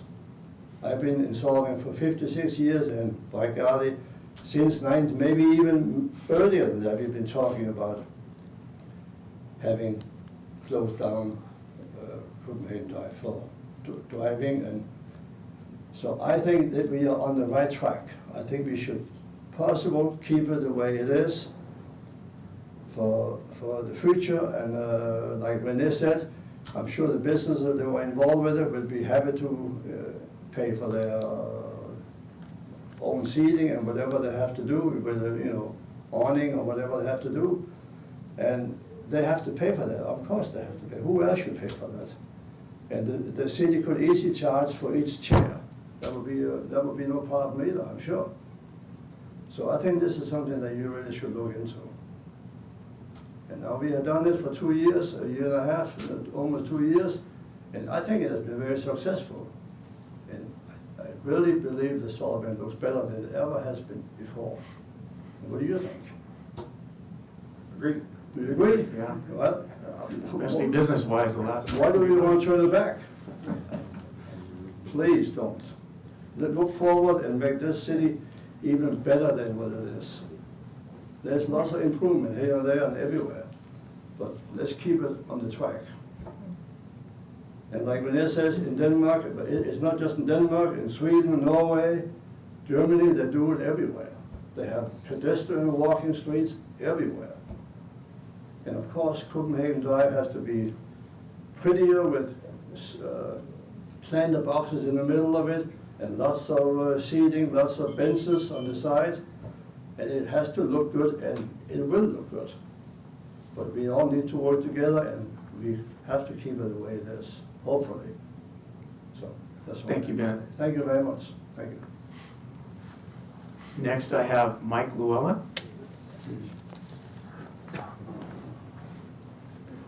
Yeah, Mike Llewellyn, Lucas Llewellyn Vineyards and Tasting Room. I don't. You're done, thank you. Okay. I don't think I've met most of you, but I am a native Solvang. I was Solvang Elementary, San Ynez High School. I grew up here, and obviously we are a direct beneficiary. I understand I have a little bit of a bias because we're a directly benefit from the street being closed, and so I want to thank you for extending it in January and talking about extending it again, because it really was a savior for our business this last year and a half. So thank you for that. I think like Rennie said, you know, he said it probably better than I can say it, but I think it is a great feel for this. It's not just for us. We've heard how popular it is, both residents, both locals, that it adds to the feel. If it's done long term, if it's done right, it'll add charm to the city. So we fully support that. I fully support opening up the parking lot and there's confusion about parking, and I think that's a good idea. Support that completely.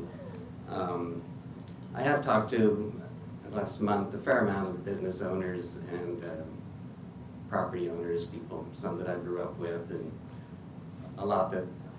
some that have concerns, so I hope we can address, some of the concerns, keep it open, but find ways to address some of the concerns, and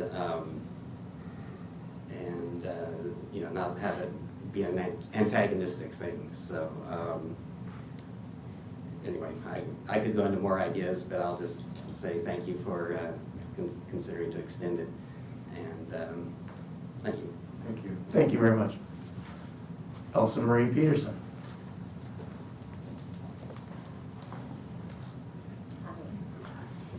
Okay, so I am also here just to point out a few things to consider while hopefully deciding to remain Copenhagen Drive closed permanently. I'm the manager at the Copenhagen House in Solvang, and has been since it opened in May 2015. I was also on the BAR for about 7 to 8 years. I have a great love and appreciation for design and architecture. And it really saddens me to think that we will be going back to having cars and large trucks parked up and down the historic area of Solvang. Most buildings on Copenhagen Drive between Alsel and Atterdag Road are the original buildings from the early 1900s, and these buildings got an added facade somewhere around the 50s, so they would look Danish. These buildings are small in scale compared to the rest of Solvang, so when cars and trucks are parked in front, most of the buildings are covered up, somewhere from about half to 2/3, and the charming old Danish feel disappeared. And the visitors to our downtown area miss out on this charming, quaint, and unique part of Solvang. At the Copenhagen House, we have around 250,000 people entering the store per year.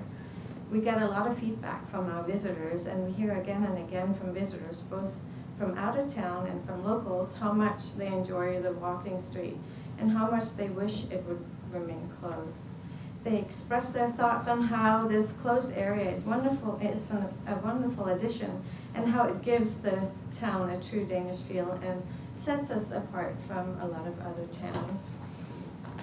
Another important thing that we have noticed at the Copenhagen House is that visitors are staying longer into the evenings. Solvang has, in all the years I've lived here, almost 35 years now, struggled with an empty downtown after 5 to 5:30 p.m.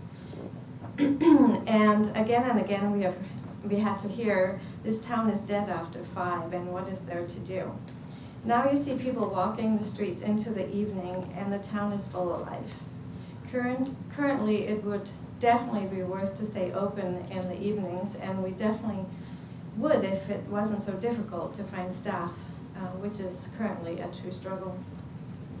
So please remember how much people are enjoying this walking street with their families, and in my opinion, now has become a reason to stay later due to the fact that they're having a good time and enjoying our little village. This is an opportunity we cannot ignore, and I really believe this will be beneficial to the entire town's businesses. If visitors has a unique and beautiful experience, they will tell their friends, they'll remember, and they'll want to come back. Thank you. Thank you for the comments. Next I have Eric Hutchins.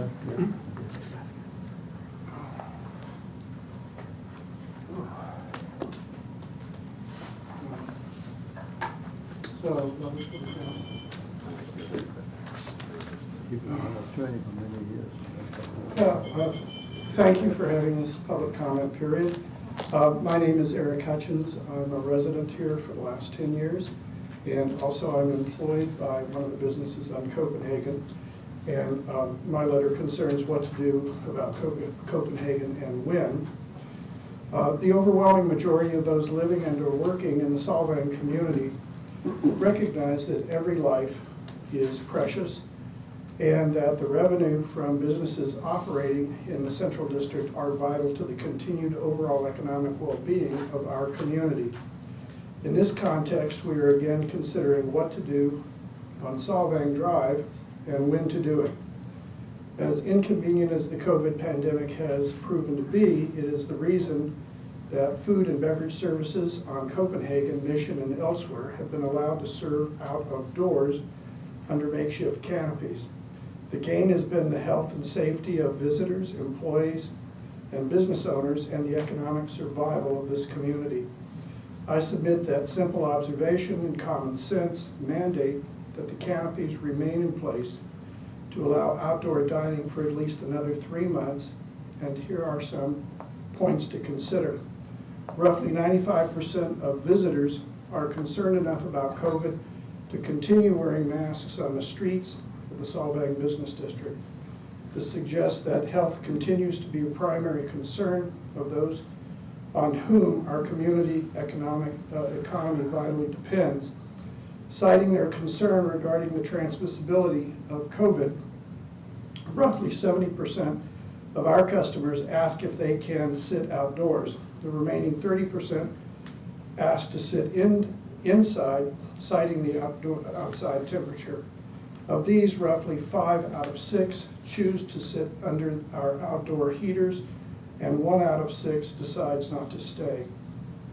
It was reported this morning that 6 million Californians have now tested positive for the Omicron variant of COVID, and volunteer committees for the city of Solvang are again canceling in-person meetings in favor of Zoom meetings.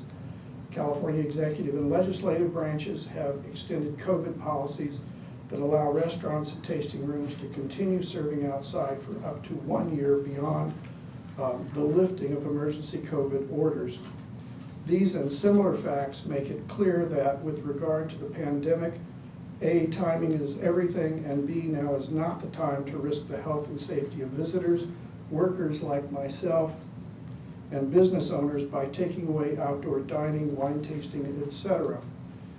If this is doubted, consider the risks. If the City Council keeps Copenhagen open to outdoor dining and no one becomes seriously ill or dies, then things remain as they have been over the last 18 months for an extra 3 months.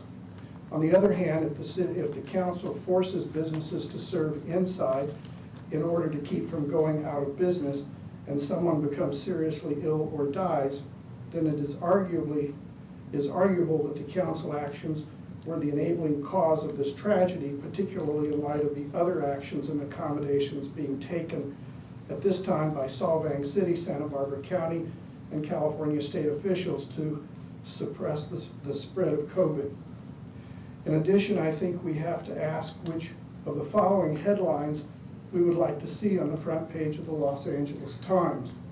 Quote, City of Solvang remains open for outdoor dining and wine tasting, or City of Solvang forces visitors to eat and taste wine indoors while COVID cases continue to rise. Rather than take the risk of serious illness or death in our community, I urge the Solvang City Council to A, let the Solvang business community continue serving visitors outside for another 3 months until COVID numbers improve and other bellwether COVID measures are lifted.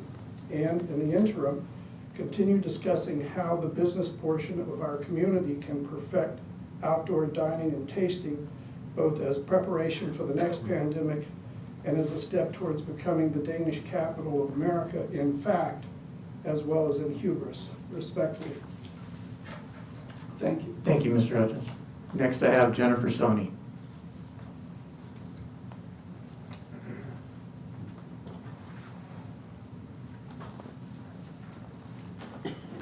Well, thank you. Thank you. It's my pleasure to be here once again. I think all of you know my position on Copenhagen. I've been beating this drum for over a year prior to the pandemic about Copenhagen and the enrichment of our downtown community where we are truly Little Denmark. I am very grateful on what you've done for each of our businesses with the parkettes, and I'll needless to say, and even in all my correspondence to the mayor and to Zena and to the chamber, I would not be standing here in front of you talking favorably about my appreciation. I do believe that extending the time frame, whatever direction you move forward to, is the appropriate action. I will say it has been wonderful having my customers, tasters, sitting outside, and they truly speak highly about doing that and enjoying the Little Denmark, the community, the architecture. I think it's beyond that. They just want out of LA, quite frankly. But beyond that, it's been an enrichment, I think, to each and every one of us, and where we do have a tourist base coming and they have no hesitancy on paying for parking. Parking is not the issue. On whether they put the money in the meter or they pay someone as they leave the parking lot, they want to be outside. They want to feel that they are in Denmark, not in California, Los Angeles, in a concrete jungle. They love the trolley. They love the buildings. I think there's a lot to be said that what can be done, even if we do what we do to Copenhagen. I, as a former ASID interior designer and a minor in architecture, have seen a lot of the downtown European villages, as well as traveled myself significantly to Europe and other parts of the world.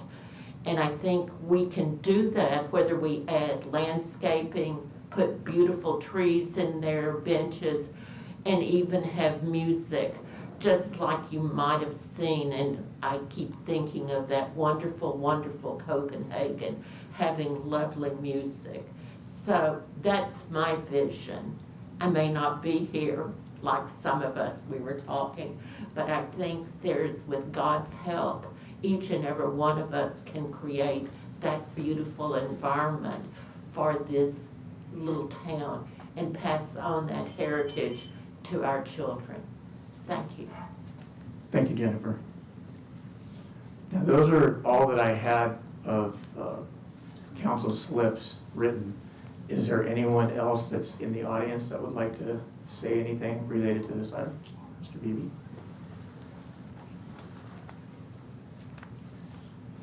Thank you, Mr. Mayor. Dennis Beebe. I've only been here 29 years, so I'm a newcomer. I endorse Councilman Infanti's comment about access to the parking lot, which never. Anyway, notice that every speaker got up and you were contemplating how you were going to open Copenhagen to traffic. Every speaker said never, so I'd like to join them. But I don't agree that Solvang has never looked prettier, because even though you get a lot of credit for introducing these parkettes or these pergolas as an emergency basis, they're ugly. absolutely ugly. So if you're going to continue them for the interim while you make some long-term design decisions with maybe the help of your committees, okay, but I hope you always consider them temporary because they're ugly. Otherwise, I'm in favor of closing Copenhagen to traffic forever. Thank you. We'll try not to adhere to the fate of the senior center with their temporary building for 52 years. Is there anyone else in-house that would like to make any comments? I don't see anyone here. Take it out to Zoom or telephone. I'm not seeing any hands raised or waving, so I think just bringing it back for final council comments and/or a motion, I think. I'd like to, a couple of things. So I've talked to several owners, and you get various opinions, as we've heard in here. But there's a couple of things that bother me. One of them is the circulation. So as a consequence of closing Copenhagen, we have all kinds of circulation down the back alleys. Talked to one owner who said that their back door was breached, and some people tried to get in. So there's issues with safety and things of that nature. The circulation there is a problem. I would love to see a closed Copenhagen and bricked over the whole street and make it a beautiful place to go. I'd like to see, if I may, Mr. Rolls, what that might cost. So we've seen some options here, but I don't have any dollar amounts. They don't have to be, you don't have to go out and hire a consultant and get a real price for us. I just need an estimate. You know, this is between 2 and 4 million. This is $500,000. What I'd like to see some costs. I'd like to see some ideas on what we can do to improve the alleys behind Copenhagen.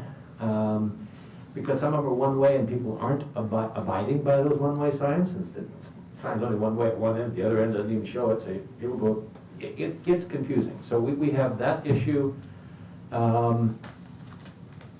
I think the idea of leaving some amount of traffic on it benefits. For instance, we had the Christmas parade and it went down Copenhagen and everybody seemed to like that a lot. And we didn't have to worry about Mission and getting all kinds of police support for changing circulations.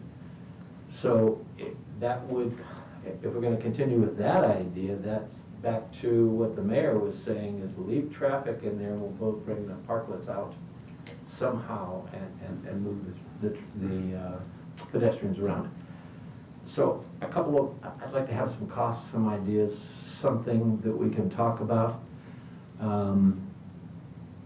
And then we can make a more intelligent decision. Right now, we're working on, I don't know what we're working on, actually. We have several opinions one way and a few the other way, and I'm really surprised about Mr. Olson, because you're on mission, right? Yes. And yet you're stating that you think Copenhagen should stay closed. What about encroachment in front of your facility on Mission? Should we allow that as well, or are we gonna just refine all of our costs to those businesses on Copenhagen and the heck with the rest of you?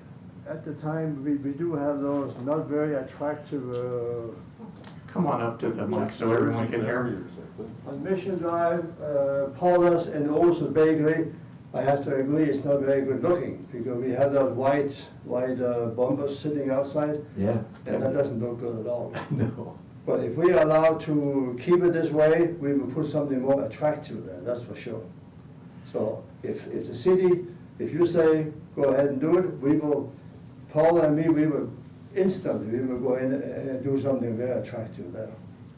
Whether it's going to be a picket fence or whatever it might be, but we will come up with something. It's going to happen almost overnight as well. Thank you. So that's not a problem at all, but we're just waiting to see what's going to be happening. Well, the one thing I didn't want to do is... And when I say that Solvang is as beautiful as it ever been, well, it is very good looking. Solvang is a very good looking town. Yes, it is. And you hear it from visitors that come from all over the place.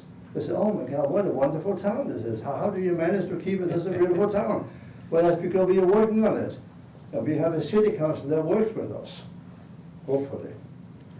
And we gotta keep it this way. We have everything going for us. Look at the reputation we have. We never hear a negative story about Solvang.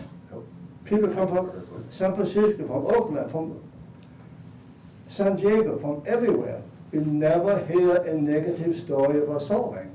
At least I don't. So let's keep it away. Yes, there's improvement, there is room for improvements, for sure there is, and I hope we can work together on that. And the business owner will be very happy to make it better looking, I'm sure. Thank you very much. Thank you very much. Thank you. Any other comments? No.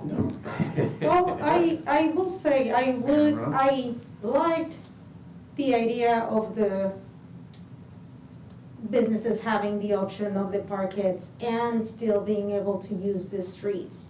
Not only because we are aware of the circulation issues and obviously everybody is gonna voice their opinion based on the experience that they have. We do hear about people complaining about the lack of access to businesses, but also this is an approach that can be applied to all of the city.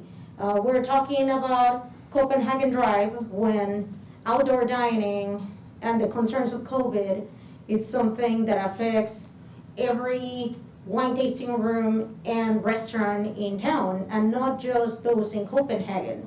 By adopting a policy that applies to everybody and says, this is what we're doing, these are the parameters, this is what it should look like, this is what it's allowed, and this is who is gonna pay for it, then we can apply that equally to all of the businesses and they can all benefit from outdoor dining. So I think that should apply to everybody, not just the businesses in Copenhagen. That being said, yes, we can't keep, I quote, kicking the can down and not make a decision, but who can plan anything? We get different messages from CDC as the situation evolves, so I do agree with Councilmember Thomas that maybe we should postpone this, see what the situation looks like, and then take a decision on that. I'm not opposed to closing Copenhagen and making it a corridor. I think we have a great opportunity for music, maybe visiting art installations, outdoor spaces that people can enjoy, but it should be done right. It's not gonna be decided by the five of us. We need to see renderings, how much it's gonna cost, again, who is gonna pay for it. It would be a great project to have in the general plan, in fact, where more people can have an input and we can see how it affects our circulation. Again, we get feedback from people saying that parking and circulation is not an issue, but I also hear from people that say parking and circulation is still an issue.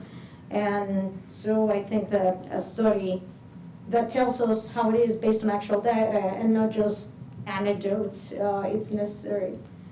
So those are just some things that I would like considered. But yeah, again, it's really tough to make decisions without knowing what the future is gonna look like, but I would hate to be responsible for businesses saying that they're losing business because they cannot see it outside. And it is true that there's a lot of people out there that are concerned about dining indoors and the spread of COVID and everything. So, yeah, I'm in agreement too. I'll Waiting and seeing take a what- stab at a motion. We've listened to 7 people tonight. I get a sense that that's probably a majority of the people in the community, but not all, the people who have their houses that are a little closer to town and have people parking in front of their homes all the time complaining. However, I think this is a step in the right direction. I would move that we withdraw our February 15 or whatever date, February 1 date of the closure, and at this time, leave it as it is with having staff work with the businesses and within our own staff to come up with a plan for looking at a permanent closure. Can I may say one thing, Mr. Mayor? I didn't get a chance to make a council comment on this back and forth before the motion, so I'd just like to say that I stand firmly for keeping this Copenhagen Drive closed, even if it's the way it is right now, for as long as possible. So, no, thank you. Go ahead. Thank you. And I think that was included in that. Right, so I think there is a motion to keep Copenhagen Drive closed as is, and staff will continue to develop recommendations for what will it take to have a project for permanent closure of Copenhagen. That was the motion on the floor. Is there a second? I'll second. Roll call, please. Councilmember Clark. Yes. Councilmember Infante. Yes. Mayor Pro Tem Marona. Yes. Councilmember Thomas. Yes. Mayor Yurick. Yes. Motion passes 5-0. Thank you all for your comments. I know we also received a bunch of comments via email and letters, so take heart to know we do read all of those. So, do we want to take a 5-minute break? I think we need to take a break right now at 8:46, but if we come back at 8:55. George is winning with a minute left.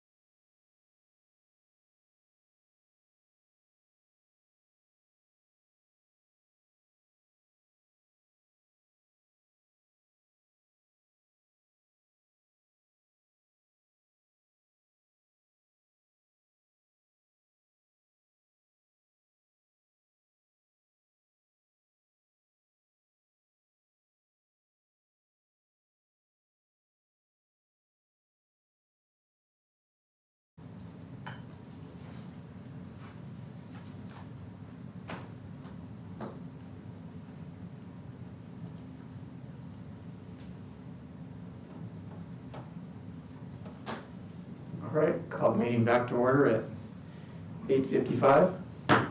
Madam Clerk, would you please read agenda item number 7? City Council reorganization, designation of Mayor Pro Tem and council appointments to outside committees and agencies. So this item on City Council reorganization, based on the City Council protocols that you all have adopted and agreed, which is a policy of essentially just is your agreement as council members on how you would like to operate with each other. You have your council protocols do include a reorganization of the council review every year. So you have marked your 1 year on the first meeting in December. We're now in January, so Fast. there are a few items for you to consider tonight, which is designation of the Mayor Pro Tem for 2022, the designation of the seating arrangement for 2022, and making council member appointments to boards and committees. Last time when you did your council organization was before you adopted this council protocols, so you organized the way you've organized.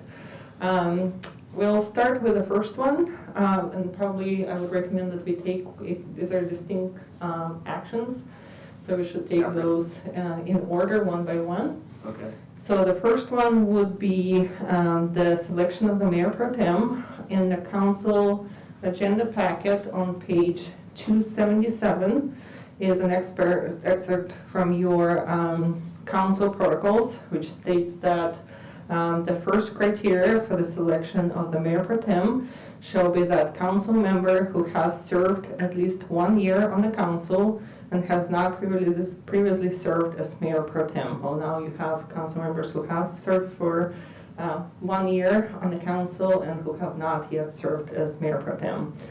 The next criteria is that if more than one council member has not served previously as Mayor Pro Tem, then from such council member, the council member with the greatest seniority in terms of consecutive years of service shall be selected. You have 2 council members, Councilmember Thomas and Councilmember Infante, who have not served as Mayor Pro Tem for within their tenure on council. A council member shall have the right to decline the position if they so choose. So anyone that's nominated or would be the runner-up based on this protocols could decline. If there is still more than one council member eligible according to seniority, the council member who received the highest number of votes for the most recent election of each council member eligible by reason of seniority shall be selected as Mayor Pro Tem. So I've put into the report the fact that the 2 council members who have not served as a Mayor Pro Tem but who have been on council for a year, Councilmember Infante and Councilmember Thomas. Councilmember Thomas had received higher number of votes at the last election. So it's up to you as council as to how to go through this.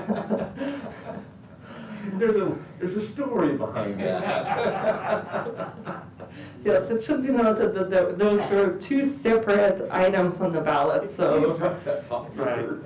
Councilmember Infante and Mayor Pro Tem Marona were running for the 4-year seat, which is a regular seat for council members, while Councilmember Thomas ran for a seat if the recall was to prevail. So there was only 2 people running for the council member seat for the recall 2-year remaining position, and there was 4 total individuals running for the 2 4-year council member seats. So I did have a question related to Councilmember Clark, being that he is the longest tenured on here. Does his Mayor Pro Tem, because I know you were Mayor Pro Tem. I have been Mayor Pro Tem for 1 year. For 1 year? I thought it was 2 years in a row. You went 2 years in a row. Does that count towards us? So we really should be more likely to. I'm happy not. You're happy. It's, I would say, Yeah. so the prior council majority, where Councilmember Clark was a Mayor Pro Tem for 2 years, did not adopt these council protocols. Okay. This is really just your agreement, and there is no clarity as to whether it's considered on this particular 2-year term or throughout the entire tenure of a council member. Okay. Well, first off, I'd like to thank Mayor Pro Tem Arona for your service to the city and being the Mayor Pro Tem and taking over for me when I couldn't be there. I really appreciate that. My pleasure. So, had a lot of positive comments on her interviews and how bubbly she was, so that was always good. And I didn't have to provide donuts to my squad. But Councilmember Thomas. Yes, I'd like to nominate Councilman Fonte. I would like to second that nomination. For a couple of reasons. Number one, I'm finished at the end of this term, and I made that public when I ran, and I certainly haven't changed my mind on that. I think it would be a good experience for him to do it, because he's going to have more years to go, and that would be a good start for him. And I mean that sincerely. Makes a lot more sense for him to go ahead and do that and get that experience than me when I'm going to be walking out next year. And I was going to say, because you have only 1 year left and you have 3 years left, that we were going to do it, but if you're willing not to do it, that's, I'm happy either way, either one of you guys. I'm fine not doing it. Okay. I think it's all settled. Well, you stole my thunder then, because I wanted to nominate. Well, if, do we have any other nominations? Then I would like to second that nomination for Councilmember Infante as Mayor Pro Tem.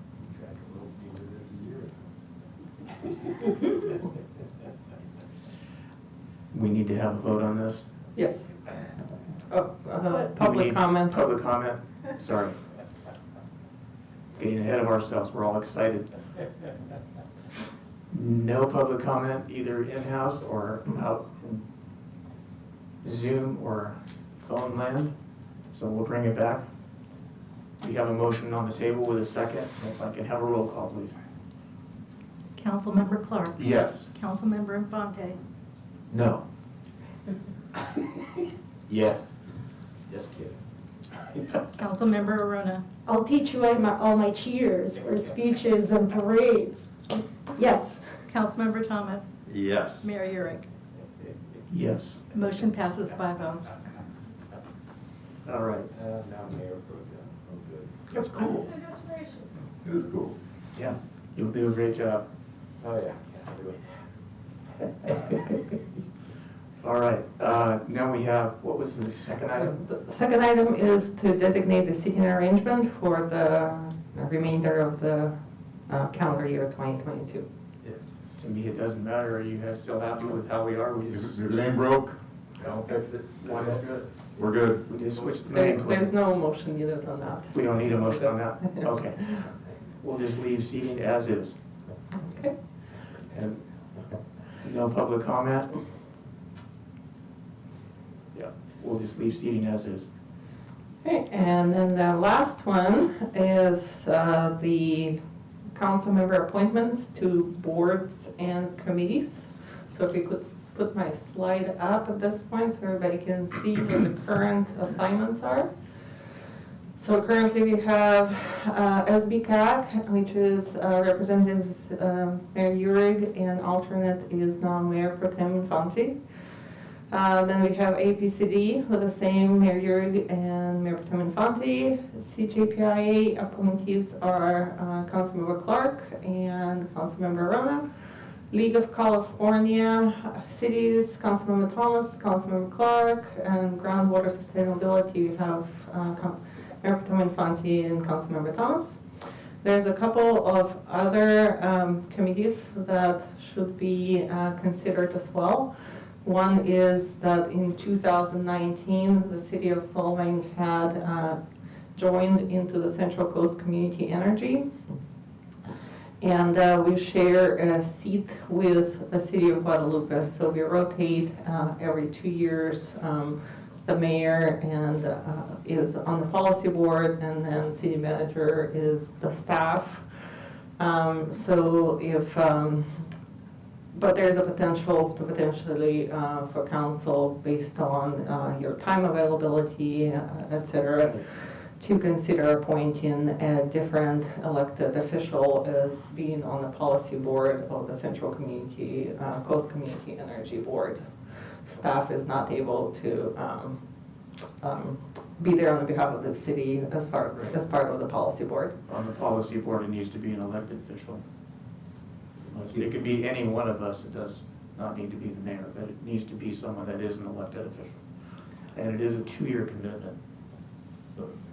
And we just entered that 2-year commitment. Yeah, we just started that, so. And then, of course, there's the last one is the Santa Barbara County Library Advisory Committee, which Councilmember Clark was recently appointed to. And that's been added to the outside committee's assignments. Is that the one that was the one I had forwarded to you, Councilmember Robert, about the library? Yeah, we have 4 meetings a year. Next one's 2 weeks from now. Okay, all right. How many meetings are there for the 3CE? It's supposed to be 4, 1 every quarter for the policy board. But I know that they just said something about another one's for. I believe there's 4 for the policy board that are regular scheduled. Sometimes there can be an additional meeting, and the elected official is definitely also invited to a lot of other board meetings. Oh, goody. Well, I wouldn't mind being on the 3CE board, but I don't want to go with all the other board meetings. I have enough board meetings to go to. I don't have any board meetings to attend to, so I'm happy to attend C3 energy meeting. That'd be good. Because you both have at least 3 years left. Okay, so if, just like we did a year ago, if you would like to just go ahead and probably go committee by committee, if we can have the slide up again. Yeah. And confirm whether this would be a continuing assignment or whether you would like to make any changes to those. Well, I was wondering, I would still like to stay at SBCAG with Councilmember Infante as an alternate, and I appreciate when he can make it. There are 2 subcommittees. One is the North County that I'll be the chair of. Yeah. So that's another additional meeting. And there's the Highway Safety Committee that I'm also a part of. So I have, just in SBCAG, I have 3 committees that I'm a part of. So Right. I wouldn't mind staying with SBCAG and then the other 2 committees that are part of that. I was wondering, I have not been able to make the APCD on a regular basis, and Councilmember Infante has been able to step in as an alternate. So I'm wondering if Flip it. we flipped it. That's fine. Is that okay with you? Yeah, that's good. Yeah. I have no problems with that at all. APCD is a good meeting. It's handled really well. Terry Contreras is wonderful. She takes care of things really well. Yeah. Okay. And then do we need to vote on each one individually, or just? If it sounds like there's pretty good consensus, so if you can just We can make your just have a comments motion on all of with them the and take changes? ownership. Okay. Leave it the same, just flip that one. Yeah. I'm okay with that. And I'm good with the water, so that's fine. I'd like to stay with the league since I just got thrown in public safety. Yeah, that would be good. And then I'll see you back In up. the water. Pardon? You can stay as an alternate in the water. Sure. He's never been to a meeting. And then we can have Councilmember Arona, I'll have to get used to saying that. Councilmember Arona be part of the 3CE. Do we have an alternate that is needed in that one as well, in case she is not able to make it? The way that their resolution appears to be, or the JPA and all the agreements, they really point to only one elected official. Just one. Their structure is that potentially if one city that shares the seat is not able to attend, we could, for example, reach out to Guadalupe and ask them to attend on behalf of the both cities. Okay, all right. So then, Councilmember Arona would be the 3CE Energy Committee, and Councilmember Clark will be the Library Advisory Committee. And then we just flip the APCD. Okay. And if So, you we would have like different to open it to public comment? Yep, open that for public comment. Seeing none out in the house, do we have any public comment on Zoom or telephone. I see none there. Bring it back for a motion. I'll move we accept all of the changes as presented. I'll second. We have a roll call, please. Councilmember Clark. Yes. Mayor Pro Tem Infante. Yes. Councilmember Arona. Yes. Councilmember Thomas. Yes. Mayor Uhrig. Yes. Motion passes I 5-0. almost didn't recognize my name, Mayor Pro Tem. Mayor Pro Tem, yes. Congratulations. All right. Anna Marie's really good with that. All Which right. sounds cooler, Vice Mayor or Mayor Pro Tem? I don't know, there are some cities that say vice mayor. Yeah. Vice Mayor? Vice mayor. He's a device, I mean, okay, never mind. That might have to be a policy change. Code change. Sounds cool. It's getting late, we're getting back. All right, get a little punchy. All right, Madam Clerk, would you please read item number 8? Approve the grant funding policy update. Review grant funding policy for nonprofit organizations for fiscal year 2022 through 24 financial plan development. Is there a staff report? So there's a brief staff report. If you look at the agenda packet, page 288 or 289 is the policy itself. There's no significant changes that are being proposed compared to the last budget development and this policy that you saw.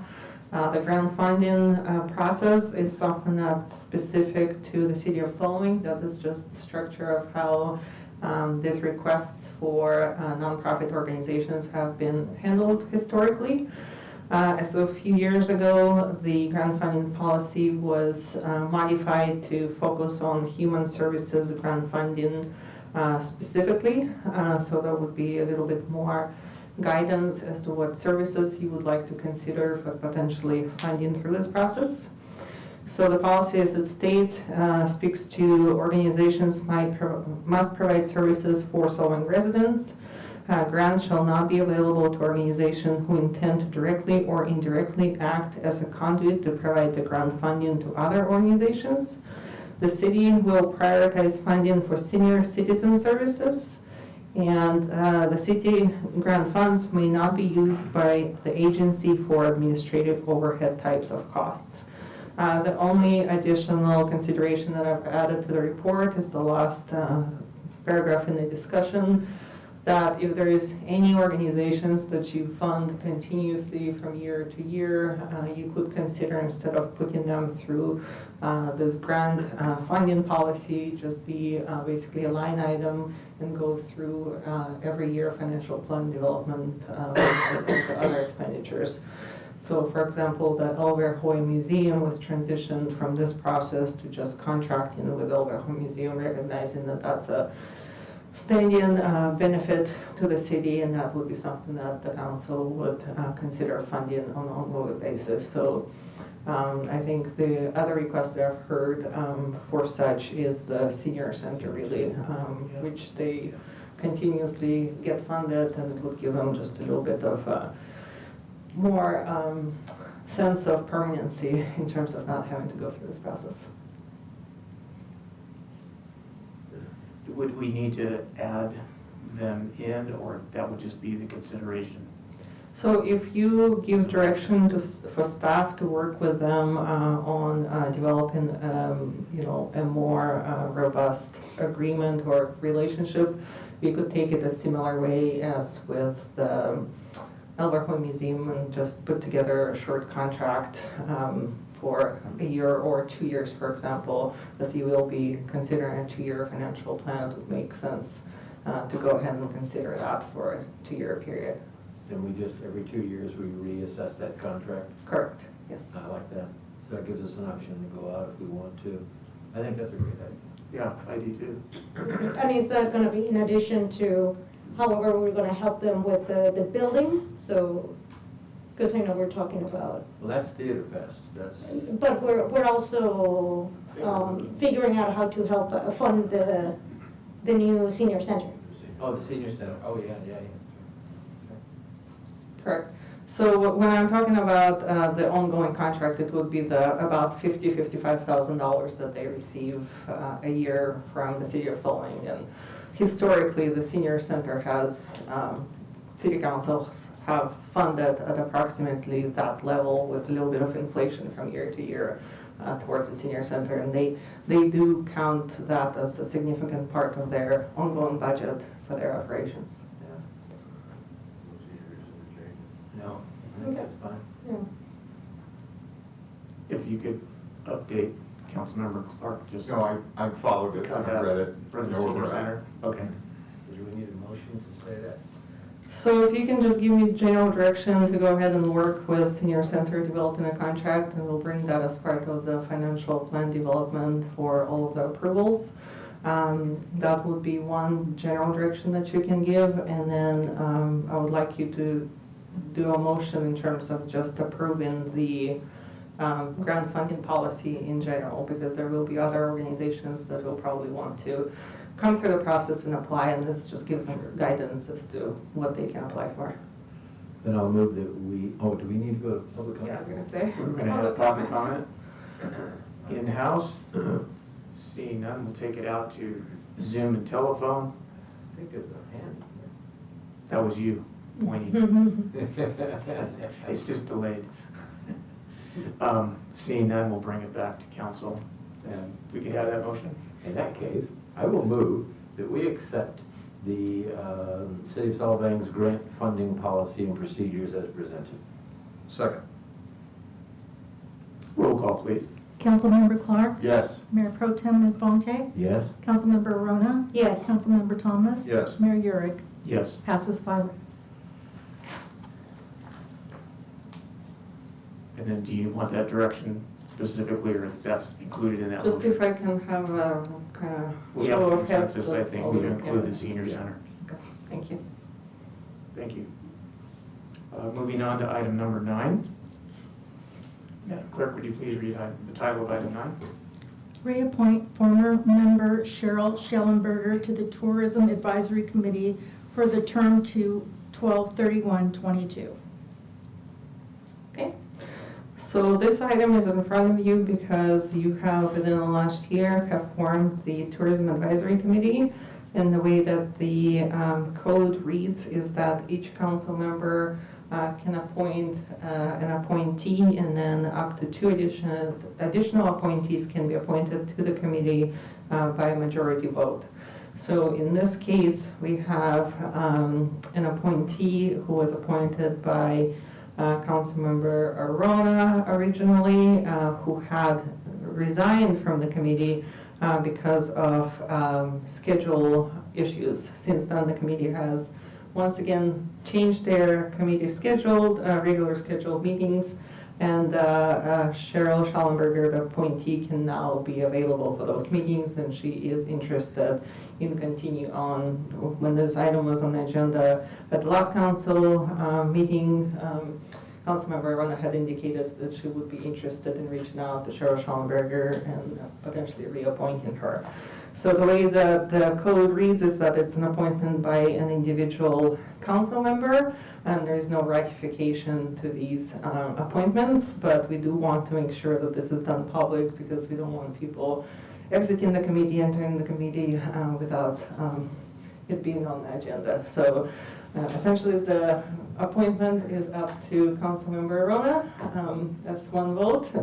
Okay, well, yeah, if the new schedule works for Ms. Cheryl, yeah, I'm happy to appoint her to the TAC committee. Okay, thank you. And Cheryl Schellenberger is once again the appointee of Councilmember Arona to the TAC. Do we need a motion on that? We do not, because No, we don't need a It's a motion. one-person vote. Right. But I just, for the record, we should open public comment. I know there's nobody here, I think, but. We'll open it for public comment right now, in-house. Seeing none, we'll take it back out to Zoom and/or telephone. Having none up there, we'll bring it back for the appointment by Councilmember Arona to reappoint Cheryl Schellenberger. Yep. I did have a question So related to your city manager weekly report. Correct. Did we have another resignation from the TAC? We do have another resignation from the TAC. The chair, Barry Prescott, has resigned from the TAC. So that item will be, he was an appointee of Councilmember Clark. I have informed Councilmember Clark, and it will be placed on the next agenda. Next agenda, okay. I've already talked to a couple of people. Okay. So we'll have a name for you at the next meeting. Great, good. And did we have any resolution on the PC committee? Rodriguez, PC Planning For Commission? the Planning Commission? No, it was a discussion that we had. And Okay. Mr. Infante, Councilmember Infante, and the city manager have been apprised.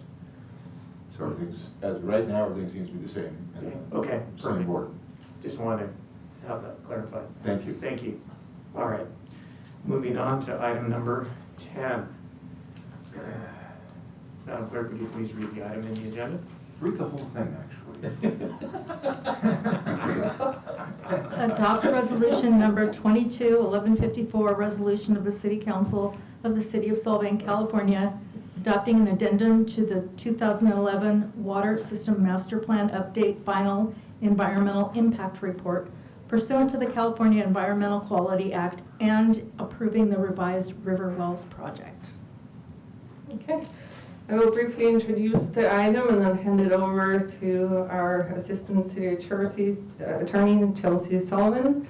So essentially, the city is currently pursuing a petition for change before the State Water Resources Control Board's Administrative Hearing Officer seeking changes to permit for extraction of Santa Ynez River underflow.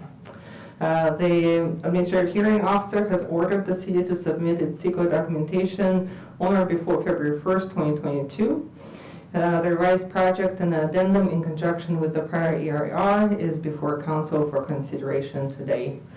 So we have received quite a bit of public comment as of last Friday and over the weekend. It's over 700 pages. All of the public comment has been made available to the public on our city website under the agenda.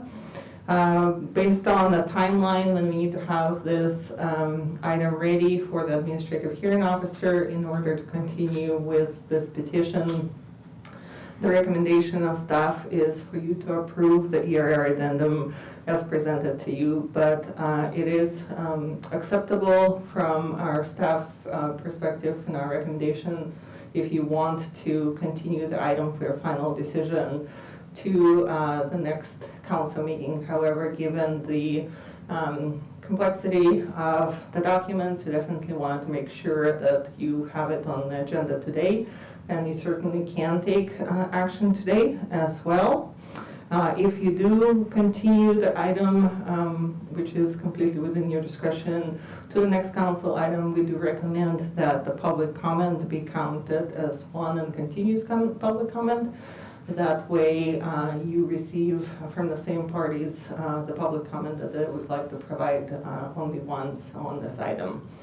I would also like to say that there is an item that's marked as staff presentation to City Council from November 2021 included in the public comment, which was actually never presented to the City Council, and those are not the final staff recommendations. We have continued to work on developing our recommendations for potential phase 3 or recycled water for the wastewater treatment plant upgrade, but that presentation was not, it's a draft, so it's been marked so in my agenda correspondence. And with that, I will hand it over to Chelsea.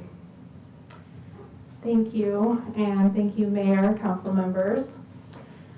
So as the city manager said, the decision before you today is whether to adopt resolution 22-1154 to adopt an addendum for the 2011 Water System Master Plan update to the final environmental impact report.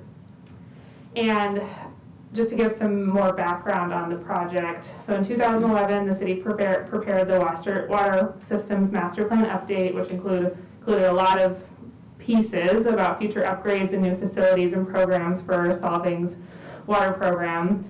and an EIR was performed on that project. The EIR found with implementation of several mitigation measures that there were no significant impacts from the master plan.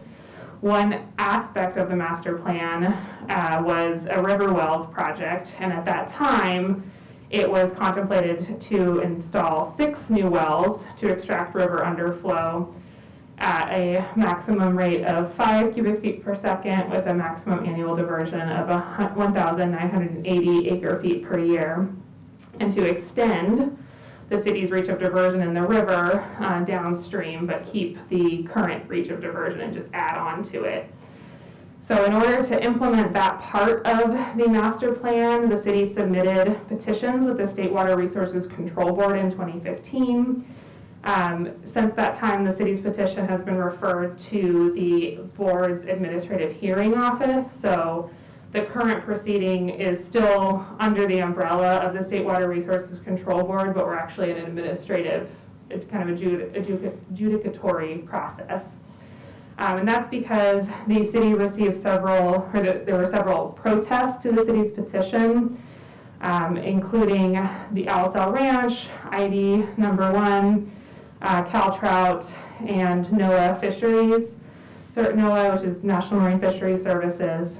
And we've also been receiving, this California Department of Fish and Wildlife has also been commenting on our petition, though they did not submit a formal protest.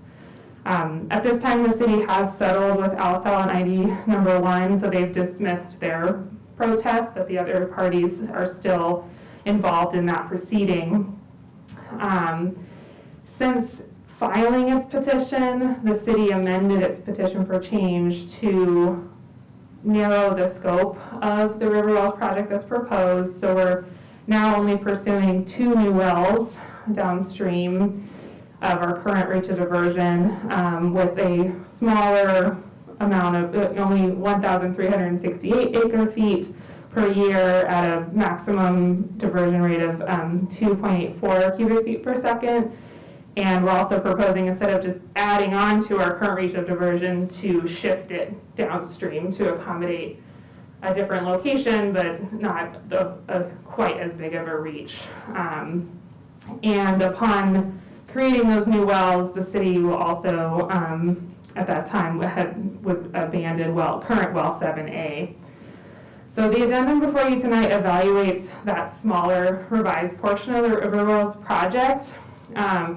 It does not touch other aspects of the master plan that was done in 2011. So the master plan had a lot of other things in it, but this addendum and the project before you tonight is just about the river wells portion of that master plan.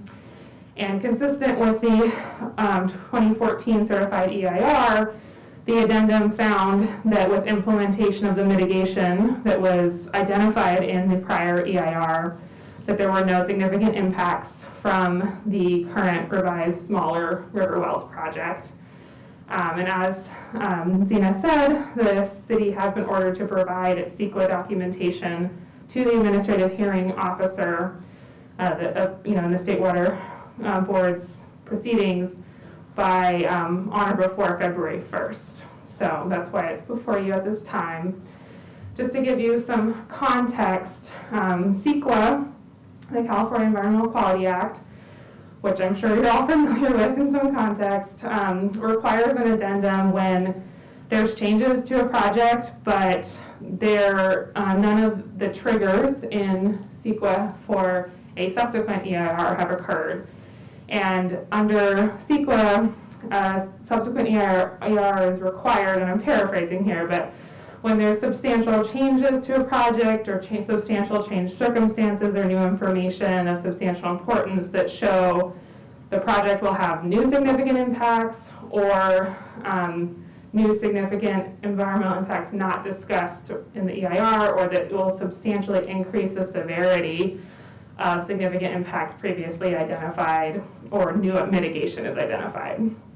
So, as I stated, the addendum found that there were none of those circumstances, and the city, and it worked with its consultants and has determined that none of those triggers were hit, and so an addendum is the appropriate analysis under CEQA. And that's why the city went with that approach. And that was a decision that's been heavily vetted by the city staff and its expert consultants. Some other context to keep in mind when you're reviewing the project is that this is not a new source of pumping. The city currently has an active permit to pump water from the river underflow.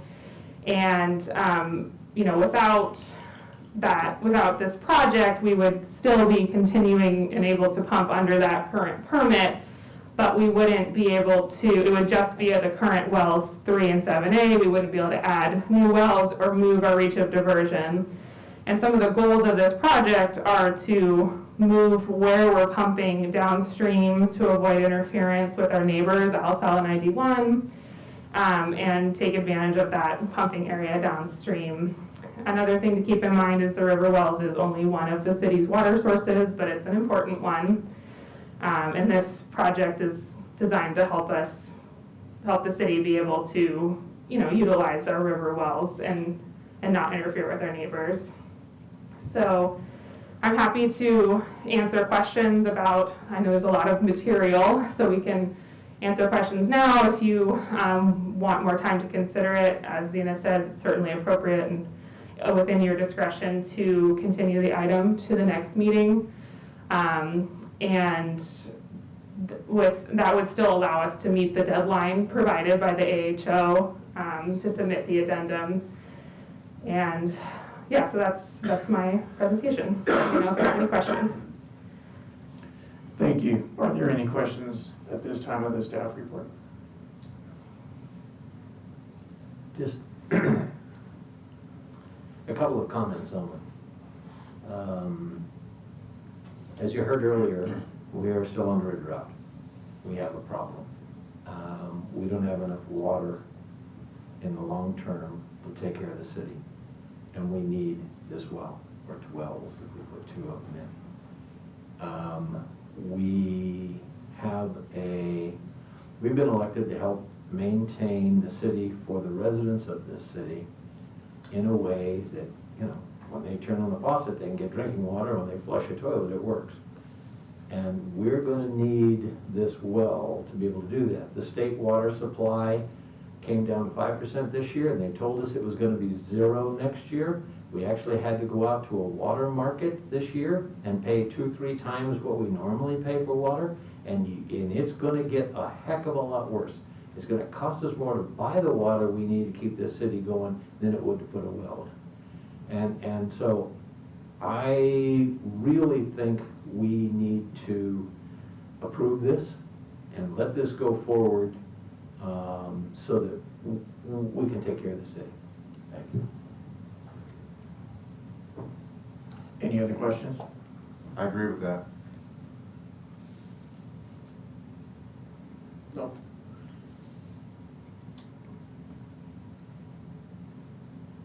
I would tend to agree with that as well, mainly just because it seems that at some point, I understand, reading the protest letters going through, we started this project in 2011, and we're now 10 years down the road, and we still haven't even got a well started.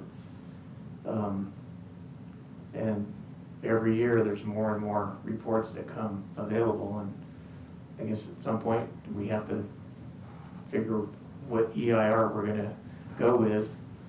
And if we already know that it won't, that all of the triggers to get the subsequent EIR have not occurred, or the substantial changes have not happened in that time frame. I know that there are these reports from Caltrout and from Department of Fish and Wildlife, and reading all of those little things and the issues and the comments that they have. But with what we're being told is that doesn't have any bearing for this particular vote at this time. So some of the comments that are raised in the letters that you received in response to the agenda item have been raised in the AHO proceeding, and the city has engaged and responded to those comments in that context.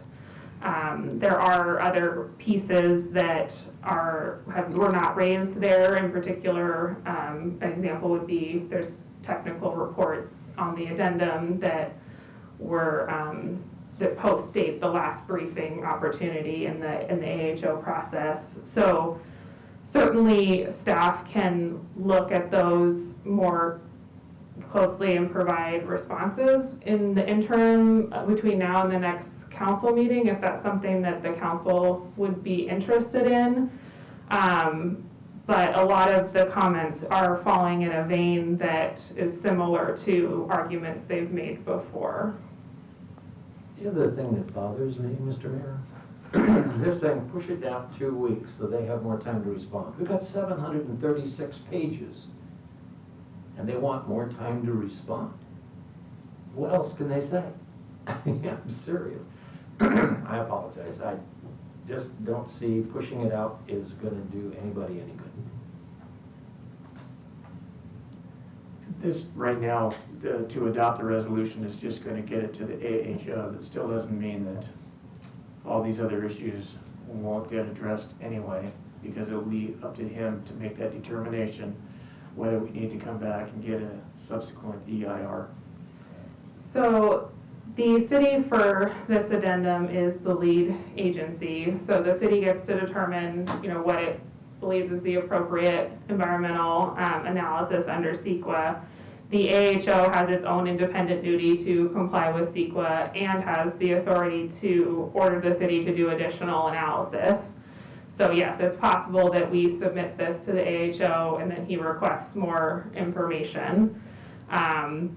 But the city, staff and its consultants have diligently gone through and have come to the conclusion that an addendum is appropriate.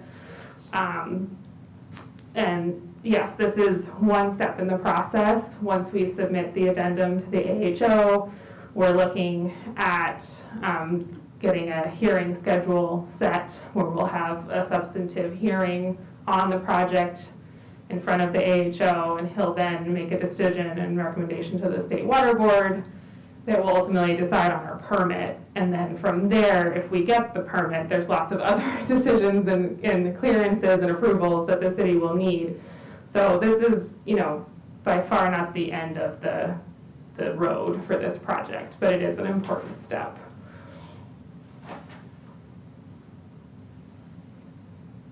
Public comment?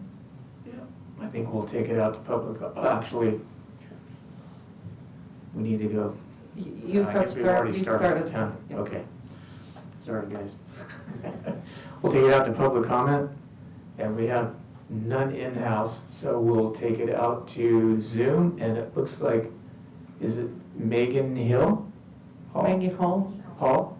Hall, H-A-L-L. Maggie Hall from the EDC. Go ahead, Ms. Hall.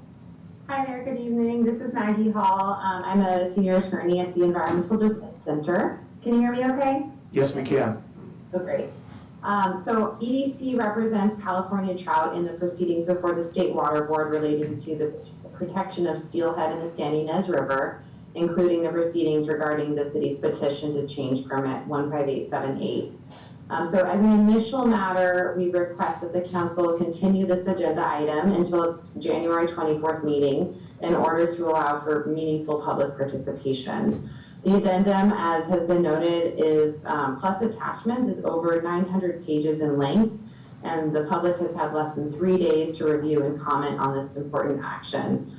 This additional time would still allow the city to meet its February 1st deadline to submit its analysis to the State Water Board.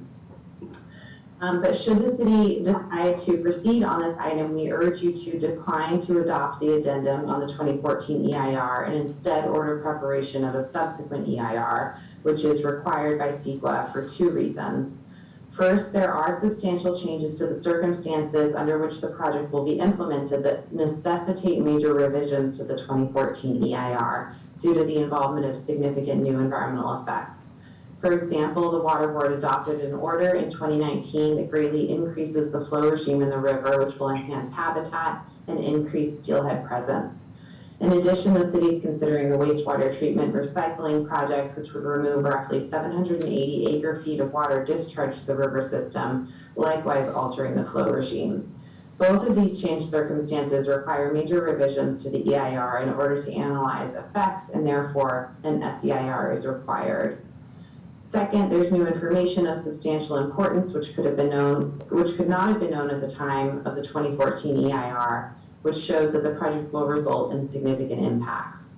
For example, in 2015, the Fish and Wildlife Service found that listing of the southwestern pond turtle as threatened or endangered may be warranted, and this species has been recorded in the river downstream of the proposed project.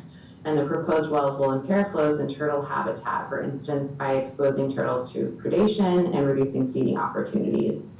In addition, in 2016, the National Marine Fisheries Service released a draft biological opinion and supporting studies that amount to new information, which demonstrates that the project will harm steelhead. Other such new information includes the NIMS 5-year status review, a report released about the effects of the Thomas Fire and debris flows on steelhead, and an annual monitoring summary released by the Bureau of Reclamation. All of this is new information that is of substantial importance, postdates the 2014 EIR, and shows that the project will result in significant impacts which were not previously identified. Therefore, an SEIR is required under CEQA, and it serves a critical role in evaluating impacts of this project on the already imperiled Southern California steelhead and its other wildlife. And Brian Troutwine from EDC also has a few additional comments on behalf of California Trout. Thank you. Thank you for those comments.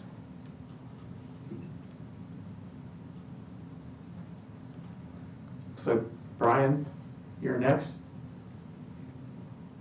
You're muted. Good evening. Good evening. We can hear you. Okay, thank you very much. I'm Brian Troutwine, Environmental Analyst and Watershed Program Coordinator with the EDC. I'll address why the addendum and its supporting studies are deficient. The Department of Fish and Wildlife is an expert wildlife agency participating in the proceedings before the State Water Board on this project. The city should consider the Fish and Wildlife's letter closely. Fish and Wildlife finds that the addendum uses an inaccurate baseline for impacts to flows. Therefore, the addendum does not accurately analyze the project's depletion of surface flows and effects on species. The addendum does not adequately address impacts because it lacks flow monitoring. Fish and Wildlife finds that the project may cause, quote, a reduction in refugia pools, reduced reproductive capacity, population declines, or local extirpation of steelhead. The addendum assumes the river downstream from the bridge at Alisal is unimportant to steelhead, but this is incorrect because steelhead migrate up from the ocean, and the river downstream from the bridge is designated critical habitat. Fish and Wildlife and EDC found flaws with the biological report.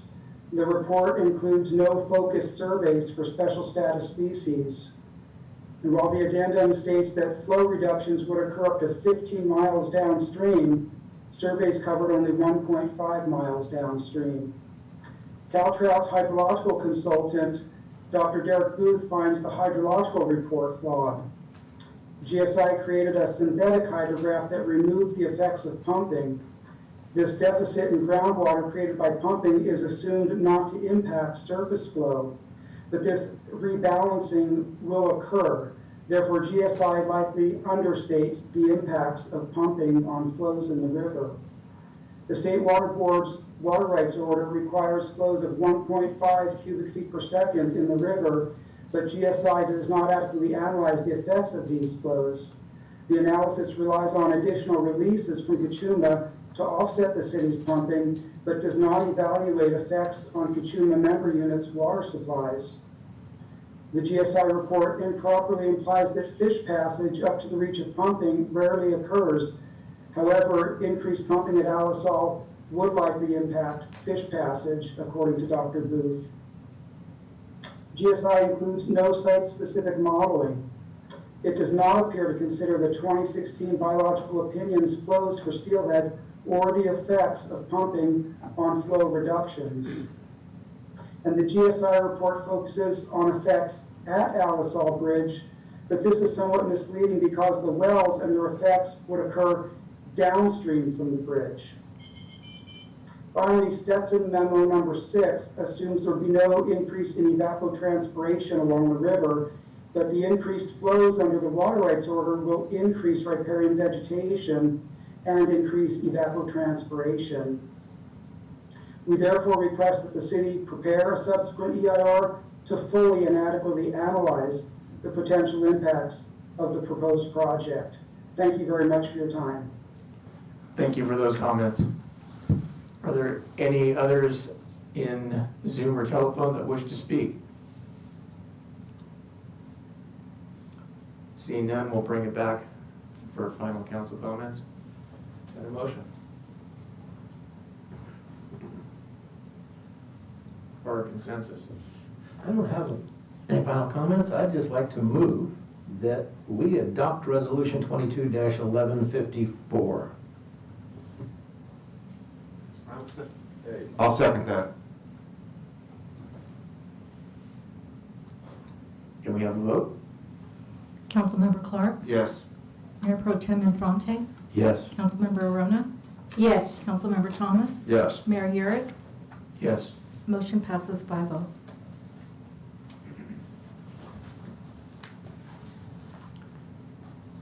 Thank you all for your time.